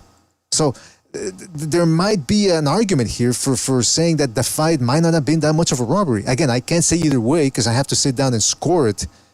But I suspect that I think a lot of people fell into the spell of the ass style. Again, people have been mesmerized and hypnotized by that form of fighting or boxing. And again, my issue is that... I was just going to say, CompuBox is wrong, too. It's crooked as hell. So, I don't even think we should put that much trust in those stats anyways. Well, my thing is that I was under the impression that there were no such thing as robberies. The judges always get it right. They're professionals. You can't question the judges. Oh, yeah. We didn't go to the rigorous training the judges go to, so we can't talk. We can't comment. So I don't know why people are so up in arms over this. I mean, I know why, but I'm being facetious here. So I mean, listen, apparently the WBC is going to look into it and there might be an immediate rematch. I don't know. I don't think there should be a rematch because the fight was uneventful. And Shakur Foster, this isn't the first time he's fought this way. This is his style. When he fought Ray Vargas, again, it was a whole bunch of nothing going on. Both guys staring at each other. He barely won that fight. He didn't school Ray Vargas or anything. Then when he fights Rocky Hernandez pretty much outworked him because Foster was trying to fight in the ass style in that one too, backing up, 1 punch at a time, shoulder roll off the ropes, and holding a lot. The referee warned him, stop holding. So what did Foster do? He was forced to stand his ground and punch. And guess what happened? He took Hernandez out. I mean, he almost got taken out too, but he took Hernandez out because he decided to fight a real fight. But you see what happened now. Even with the referee on his side, the judges weren't on his side this time, and it cost him. So this one punch at a time, shoulder roll, ass style, he should really switch it up. Otherwise, this is the type of stuff that's going to happen to him down the line. And that's my opinion on that. Yeah, and outside of inactivity in the fight, I'm really high on this dude. Like, without cheating, like Shakur, he did better than Shakur, in my opinion. Yeah. Because he didn't cheat. And really the only issue he had was inactivity. And like I said, even if I don't think this is Robert, possibly Conceicao might have won, I do think Foster was the better fighter that night. Because when he would throw, he looked great, you know? I have nothing bad to say really about Foster besides the inactivity. I really don't. I like him a lot. But like you said, it is disappointing that these guys want to be defense first all the time. You don't need to be. And if he wasn't defense first this fight, I think he would have easily won. Although there was one very important factor that was brought up by Precise Fight Film. Apparently, all the A-side fighters outside of Foster are affiliated with James Prince. Can you verify that, BDA? I shall indeed. I mean, I know for a fact Shakur Stevenson is with Jay Prince. And we know what happens with James. Yeah, we all know that. Yeah. Yeah, we all know how it goes down with James Prince. I mean, like Floyd Mayweather said of James Prince, he don't take no credit. So, or he don't accept no line of credit. It's all cash with him. So, I mean, I don't know, man. I'll check it out. It wouldn't surprise me if Keyshawn Davis is with him as well. Maybe people in the chat can verify that for us as well. But because what he was alluding to is that he basically got robbed because he wasn't part of the team. I mean, which maybe would kind of fall in line with what we saw, because to be honest, he should have been the A side, and if he was the A side, he would have got the decision. So it doesn't make any sense why he didn't get it, in all honesty, because the judges should have been favoring him because he's like the upstart undefeated guy, right? Yeah. Conceicao like this old losses foreigner. Why did he get the win when we live in an era where all these guys get all the benefits? I mean, it is fishy. So makes a lot of sense to me. I'm talking like a conspiracy theory here, but maybe they did that as a failsafe in case Shakur Stevenson pulled out a lot of dirty tricks or something in the main event, and that way they could say, "See, there's no bias against a certain type of fighter. You know, it's all the whole game is crooked. I mean, it is what it is." I don't know, but then again, the James Prince thing, like you said, might have something to do with it. By the way, I thought O'Shaquie Foster does have losses. He's not undefeated. He had 2 losses early in his career. He's not? Okay. Yeah, so about 8 years ago. So, but still, I mean, he's fighting in the style that a lot of people seem to like nowadays, or at least he was still the champion, the American champion. You know. Yeah. By the way, shout out American champions usually get. Sorry. That's all right. Shout out to Don Chile Relleno for his contribution with the super chat. He says, Donkey Teeth Shakur is ducking reality. Well, that's a good point right there. I mean, he's all over the place. He's blaming everybody but himself for his lack of career traction. Shout out to Rafael Garza for his contribution with the super chat. He says, will Twitterson Promotions bid on his own fights? I mean, yeah, all these fighters that start out their own promotional companies, they're just little upstarts on name only. I suspect it's got to be some sort of a tax... what do they call that? When it's a tax. What's the word I'm looking for here? The term tax fail-safe or whatever, deductible or something for tax deductions, whatever. So shout out to Rafael Garza. I doubt that Shakur Twitterson Promotions are gonna be relevant anytime soon. But listen, we spoke enough about this ESPN card. I want to talk about the guy that really stole the show this Saturday. That's William Sepeda, stomping Giovanni Cabrera in the 3rd round. Guys, I gotta tell you, before this fight, I was very curious to see how Sepeda would handle Cabrera, who gave Isaac Cruz 12 very tough rounds, handled everything Isaac Cruz threw at him, chin up in the air, took Cruz's bombs like they were nothing. So I was thinking, oh boy, he's an awkward southpaw who can crack a little bit. How's Sepeda gonna handle him? Well, 3rd round stoppage. What did you guys make of Sepeda? I know he got paid like $500,000, but he looked like $1 million that night. I don't know if recognizing the I mean, he looked great. Can you hear me? Yep. Yeah, I can hear you, man. That fight with Sepeda and Cabron, that shit, it was a pretty entertaining fight. Sepeda looked good when he found his range, but at the beginning of the fight, Cabrera was coming at him. He was landing a lot. So when Sepeda did find his range, like near the end of the second round, he started landing almost every shot and hurting Cabrera. But up until then, I feel like the fight was pretty close, even though it was only like 3 rounds. Sepeda gets hit a lot, but the way he comes forward and the way when he finds range and he takes off on his opponent, that's how an offensive fighter who comes forward is supposed to look. Not like Shakur Stevenson coming in straight lines, picking 1 shot, 2 shots, thinking you're gonna knock the guy out. Sepeda, when he found his range, he hit him everywhere, and he ended up dropping him with body shots and headshots. Right. So he looked good. He looked good when he found his range, but he gets hit a lot. Oh yeah, like I didn't watch the fight, but I saw the highlight. I saw the highlights to it. All right, you can go And now. I always come away with this. Thank you for coming, man. Take it easy, man. Go on, man. All right. Well, what were you saying? What were you saying? What did I say? I didn't say anything wrong. You were saying you watched All right, the highlights. I'll shut up. I'll shut up. No, go ahead, man. Go ahead. No, I always come away with this dude is just a fucking punching machine. He's a punching machine, man. There's like only a few boxers that I consider that. Manny Pacquiao, in recent memory, Manny Pacquiao, Usyk, and this motherfucker right here, Sepeda. They punch you Sepeda literally punches you everywhere. I didn't see the fight, but I saw the highlights, and he basically what he did to Cabrera was he was fucking hitting him like Sober said, just basically everywhere, man. His arms, his chest, his face, and he was landing all of them too. Or it seems that way. I know he didn't land 100% connect rate, but when he gets on, bro, you're gonna get hit, and he's just fun to watch. He's beatable, yeah, he's beatable, but man, he's fucking strong, bro. He is a strong dude, and this is what I'm talking about. Like, this guy doesn't get paid that much, but he's so entertaining to watch. You know what I'm saying? I guess it goes with the program, right?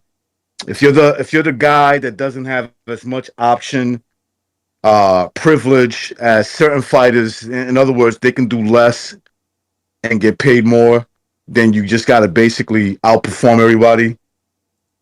I appreciate that in boxing. I definitely appreciate that. Zepeda's one of those guys, for sure. Well, he might be. BDA, he might be the best 135 pounder. I think Lomachenko and Tank, and to a very lesser extent, Shakur might have a shot against him. The other 3 guys that I mentioned have a better shot. The other guy, Shakur, he'll win on privilege points, survival. He ran and, I didn't get hit, that type of shit. Well, I gotta tell you, man. First of all, I'm your leader reminded me in the chat here that Cabrera blew the weight. Showed up about 1 pound or 2 pounds overweight. So he didn't try. And I remember everyone's jumping around.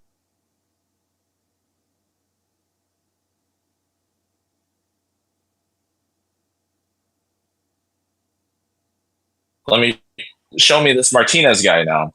They showed the what? How do you say his name? Ancajas? Is that how you say it? Ancajas. Cajas. Okay, so he showed me that fight, and I remembered who he was. I was like, "Oh shit, Martinez is about to fucking."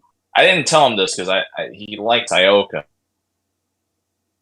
but I was like, "Man, this dude's about to put a beating on him," and he did.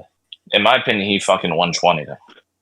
That's a perfect example of where a 120 can still be a fucking close fight, and why people are stupid and don't understand how scoring works. Right. Like, I was arguing with people on the Discord, and you probably witnessed this, because I had Usyk winning pretty wide in terms of scoring.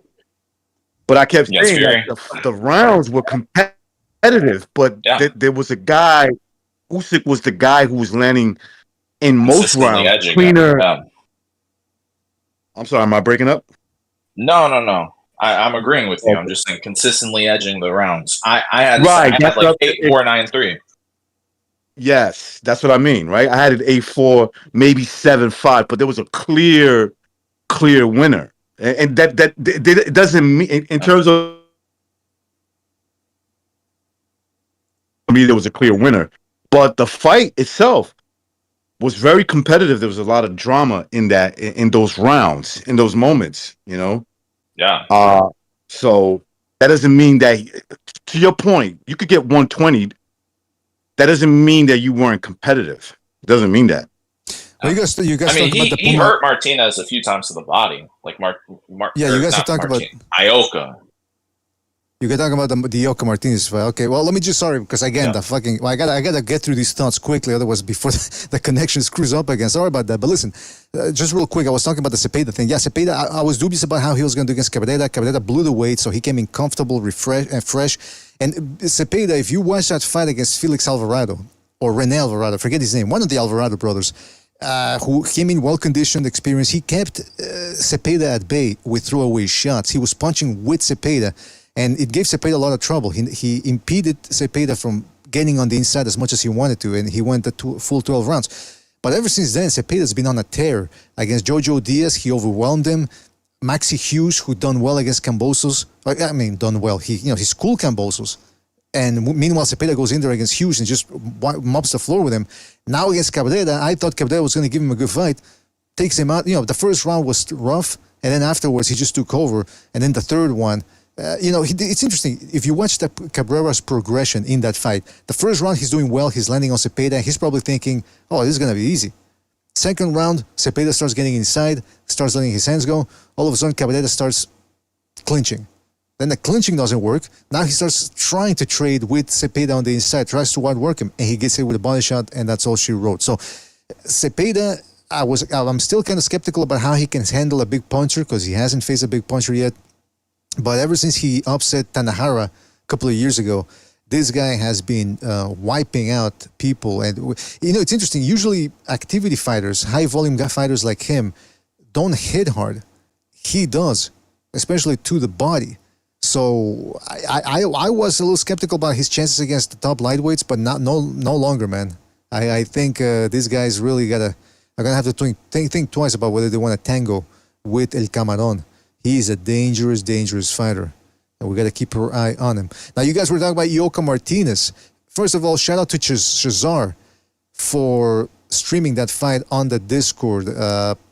You could watch it online, but you needed a little certain something, you know what I mean, to watch it. And I had that little certain something, and it still wasn't working. Apparently, you had to fill out a form or something. I don't know how Shazar did it, but shout out to Shazar. Allowed us to watch the fight. And yeah, man, Ioka... 34, 35. He's been in there against the top guys, the top featherweight, against the top flyweights and super flyweights, Donny Nietes, El Chihuas, what was his name? Kosei Tanaka a couple of years ago. Who else did he fight? What's his name? Bam's brother. Bam Rodriguez's brother. What's his name? Maldonado or... I forget. Franco Frico, yeah. So he's been in there with a lot of fighters. Mike Williams Arroyo. But just he ran into a buzzsaw, and he still did well. Like Aldo said, he did well. He actually hurt the guy to the body, but it wasn't his night, man. The other guy was just too strong.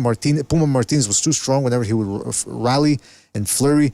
And now we're probably going to get Puma Martinez versus Jesse Bam Rodriguez, which is, I'm looking forward to that fight. It'll be a good fight. It's a very good fight. I don't know if Bam wins that. I'm pretty sure I would pick Bam to win it, but you just never know. This Puma's an animal in there. Yeah, it was a really good fight. I would say it was a really good fight. I watched it this morning. Ioka was in there the whole time. He didn't run or nothing. But it just looks like no matter what, Puma didn't let him have anything. Anytime he landed a good shot, anytime he landed a good combination, Martinez was in his face, firing it back, taking it away from him. He didn't let him have nothing the whole fight. And it made the fight really good because, Ioka was trying to get it back. whatever Martinez took from him, he was trying to get it back immediately, and Puma would never let him have it. So just the whole fight, they're really in each other's face, and it's Puma was landing the hardest shots throughout the fight. He won. I think it was pretty clear. But yeah, this will be a hard fight for Bam, because it won't be like he's 32, right? But he's not an old guy. He's strong, and he'll hit you back, and he has combinations. Yeah, we'll see. I think I've seen him land about like once or twice, or maybe 3 times. He landed about 7 or 8 punches without a response. Martinez did. I mean, I like the fact that Ioka was trying to weather the storm and back him up, and he did back him up in certain instances. Martinez was actually pretty good off the back foot, preventing Ioka from landing too much of the big stuff, and then once he would regenerate or refill his energy, then Martinez would go on the attack. So, I mean, it was a smart game plan. Again, I don't know how he handles Bam Rodriguez's mix of speed and power and counterpunching, but again, Bam Rodriguez is not invincible. Christian Gonzalez gave him fits. Israel Gonzalez gave him fits. Wixaksil Wangek, a.k.a. Sisraket Sorongvisai, was making it difficult for him in the middle of rounds when Bam had to wait to get his second win. And he was clinching a bit in there as well. So Bam is not invincible. He might have looked invincible against an old, rusty Estrada. So I think some people now are slightly overrating him now. But I still think he beats Puma. But we won't know until they fight each other, so we shall see what happens there.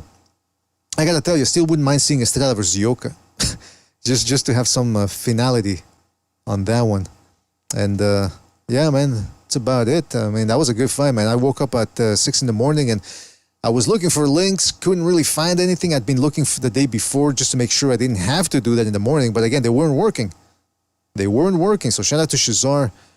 Oh, and Mueller's too. Mueller's then ended up putting a second link to the fight, so in case the first one failed. So shout out to those guys. If you want to join the Discord, I suggest people join the Discord. That way you can watch some of these faraway fights taking place in exotic locales that aren't televised. Thankfully, Nakatani versus Astrolobio is going to be taking place on ESPN, so I won't have to be scrambling for a link for that one. And you've got Taraji taking on La Bomba in that one too. I tell you what, I'm not excited too much about this week is the ESPN card. It is the third atrocious card from Top Rank this year and in the last couple of months, and it is a horrible. Well, Mudataya is taking on Tevin Farmer, so there is that. But in terms of the main event, it's Janibek taking on a complete unknown in Andrei Miklakovic. He's a Russian living in Australia, has never gone past the 10th round, hasn't beaten anybody of note. You never know, he might give Akhmadaliev a tough fight, or Janibek that is, but I really doubt it. This is a horrible fight. I don't know why Janibek keeps fighting guys like Steven Butler and this dude here. I guess he is the boogeyman. They can't find him anyone else. And it's weird, man. It's really weird. It's a bad main event. But at least, like I said, at least we got Murataya versus Farmer. And on the undercard, you also have Ruben Villa. Finally, they're putting him back in one of the top cards here, or at least in a prominent position. And William Foster III, the first guy to beat Edwin de los Santos, he just incurred his first loss, I believe, in his last fight. He's going to be fighting in that one as well. But of course, the card I'm probably going to be watching more than anything is the DAZN card, at least for the main event. Jaron Ennis versus David Avanesian. Avanesian, shifty, crafty guy. Hopefully Ennis blocks his chin because he tends to leave it up in the air, and Avanesian is an expert at creating those overhand shots to land. So we'll see what happens there. You guys got anything to say about any of those fights coming up this Saturday? Did we look at any fights this Saturday? I don't think so, bro. Janibek, until he steps up and fights somebody that we know, it's like, you know what's going on.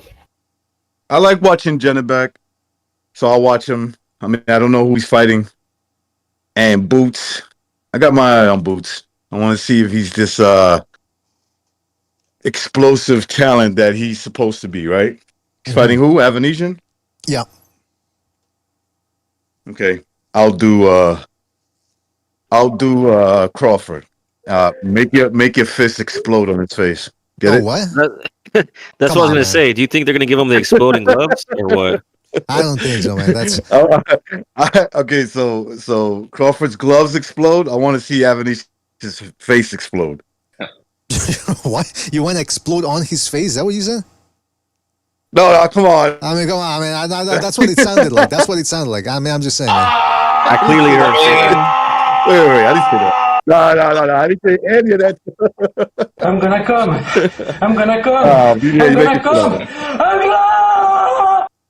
All right, listen. I don't know what's going on here, but somebody posted a video on Twitter of Jaron Ennis running, having a little jog, and he's got the full Muslim black Israelite beard. So you can't really see his cheekbones or anything, but some people are saying, oh, he looks drained, First of all, people have said, and I know Thunderdome's been on his case for the last year and a half, that this dude is a super middleweight. Jaron Ennis is. I don't know how he has to be the biggest welterweight I've ever seen. Because not only is he big and wide, but he's tall too. You see him next to Tank? Was that? Did you see him next to Tank? Okay, No, we know Tank no. is short, right? Right. Like he's about 5'4", 5'5". Okay, if you look at that picture, I just want you to look at that photo. Tank is about up to his. I swear to God, bro. Maybe the picture angle, maybe the way he was standing. It looked like Tank was by the top of his shoulder. Whoa. So think about his shoulder. So like right on the top, right? So the crown of his head meets the top of Boots Ennis' shoulder. So if you do the inches in height, right? That's more than 5 inches in height. That's way more. That's about 7. You're reaching the 7 mark. So if this dude is 5'4", 5'5", add 7 inches in height, that's what Boots Ennis is. That's all I'm saying. I mean, I'm looking for the photograph of those two dudes. I can't find it. But the way you were saying, 2 + 5 inches + 6 inches, that sounds like what you do in the morning when you add inches to your height. Every year you add more and more.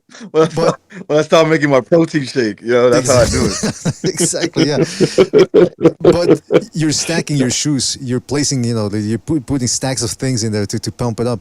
But look, I did find a picture of Jaron Ennis the weigh-in against Karen. That was at the beginning of 2023. He does look emaciated a little bit. Yeah.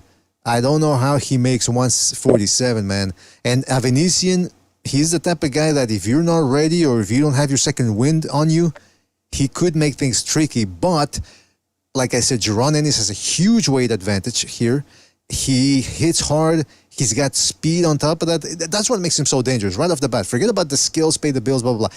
The fact that he's so quick and hits so hard, that's what makes him dangerous. And I don't know if Avenician is going to be able to take that. I don't know. But again, looking at how Avenician gave Crawford fits in that fight, Jaron Ennis better mind his P's and Q's. I think he might go after Avenician early. Try to get him out of there before Avenician can get his second win or start making things tricky. I don't know. But I am interested to see. I could watch a Boots fight over a Shakur fight. Because Boots fights low-level opposition, but he goes for the kill. He's trying to knock these guys out. He might be much bigger than them, but he's still at least going for the kill, so it's entertaining. Absolutely. There's no doubt about it, especially if, there's a lot on the line here for Boots Ennis because, the 147-pound division is ass, as they like to say. It's awful, but everyone's moving up. They're migrating. We got Crawford Madrimov at 154. We got Virgil Ortiz versus Barinchuk or whatever his name is. That's a title fight right there. You might still have Jermall Charlo at some point. You got Fundora. You got Erickson Lubin. You got Ramos. I mean, that's a division that a couple of years ago was dead, and now it's being repopulated. So Jaron Ennis, depending on how he feels at the weigh-in this week, he might just say, you know what? I might migrate over to 154 too, join the party. Yep, he could do it easy too. He'll probably be stronger up there. I'm pretty sure he would. I don't know. He's killing himself on making 147. I don't know how he does it. But, so you guys expect him to take care of business on Saturday? I mean, he should.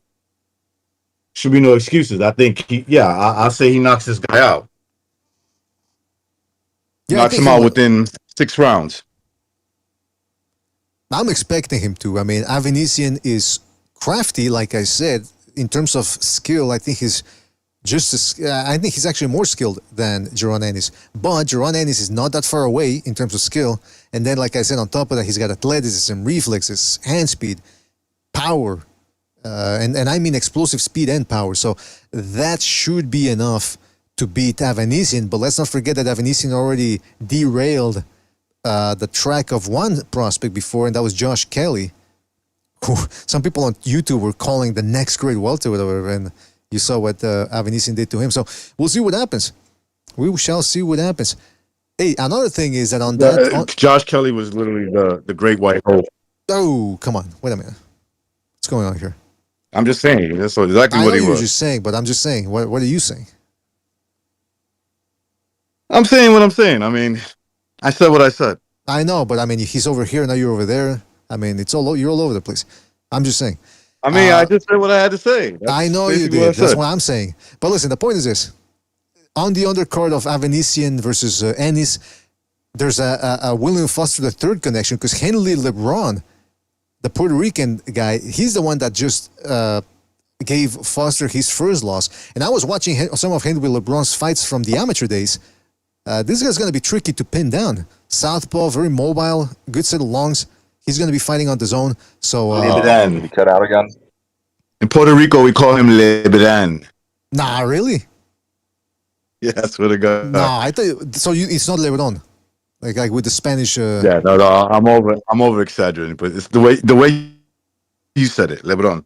Well, I don't know. Although I must say, the guy he's taking El Pitufo Diaz, who's been in there against everybody. It seems like he's been around forever. He's only 29. He's been in there with Shakur Stevenson, Masayuki Ito.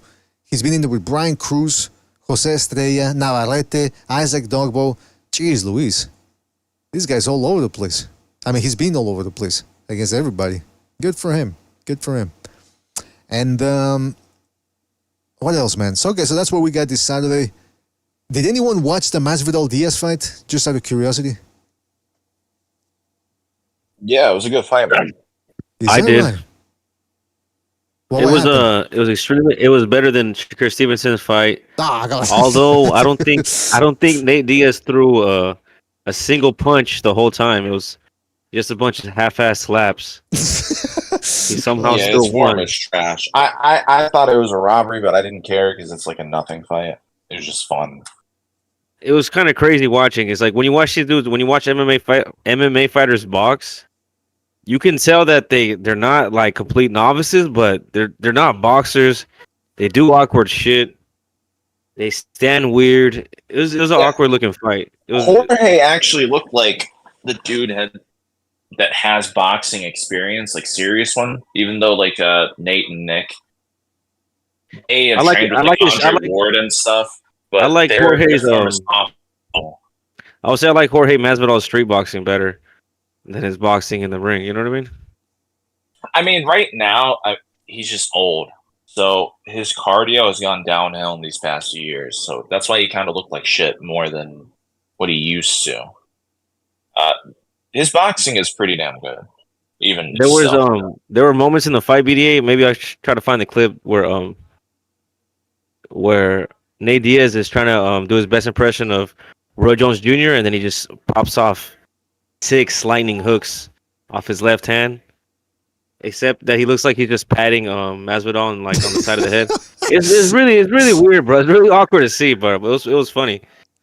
And both the Diaz bros, their punch form is awful. I actually, even though I'm a big fan of Nick, I hate the way that he punches. I absolutely hate it. Nick also has a weird punch form too, but it's not as bad as Nick's. Nate's just weird though. They're both watching them box would drive me. Oh my bad. Go ahead. They're both slow muscle twitch, slow twitch fiber.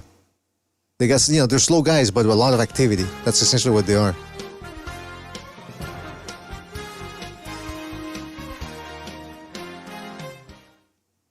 Watching those guys in the UFC when I was younger, it would always really bother me because Joe Rogan would always be creaming his pants seeing them. He would just be like, "Oh my God, these are the best boxers in the UFC. Just their technique, and they train with Andre Ward and this and that." Like, bro, they look like ass then, and they just watch them with the gloves on. They look like little kids with big mittens on. They didn't know what to do with them. It was just really awkward watching them box, dude. Yeah, and first of all, Ward fucking sucks too, and second of all, they were just getting beat up by Ward in sparring. Like, let's be real here. Yeah, you know? yeah. No, I bet Nate Diaz was giving Andre Ward a hard time. You know what I'm saying? I bet they were. I mean, I'm pretty sure all he said was that they're tough. And what does that mean? You're tough. Like you punched them a whole bunch. Like that's Exactly, that's all that means, really. But real quick, can I say one thing about BDA? You said that the fights next week suck, right? No, the ESPN main event sucks. Like ESPN. Okay. I want to dive into that just a little bit. All free ESPN cards have been garbage, in my opinion. Yeah. And that's not just boxing. It's also UFC.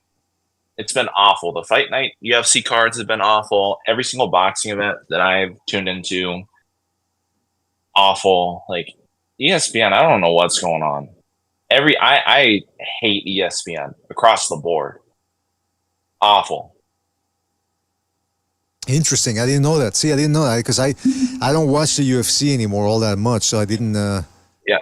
That's the Fight Night quality has gone down the hill, especially since they're getting mobbed up with the Saudis too. And what's worse, boxing with the Saudis is way 10 times better because in MMA we have the Dagestani Muslim, so they in a sense represent the Muslim world. Right. So you see a lot of A-side benefits for them in the UFC, which is not nearly as common as boxing, but well, because they don't have Saudi anybody Arabia, yet. it's flipped. Yeah, Saudi Arabia, it's flipped because in boxing, there's no representation on the same level as the Dagestanis. So This is what this is what I gotta say about that, Anderson Aldo, because what you're saying is true, dude. They do have the Dagestanis and the Muslims, and it is Turkey that's funding all this, right? And he's doing good things for boxing now. But I've been saying this, dude, like how long before he tries to convince us that Hamza Shiraz is pound for pound the best fighter in the world?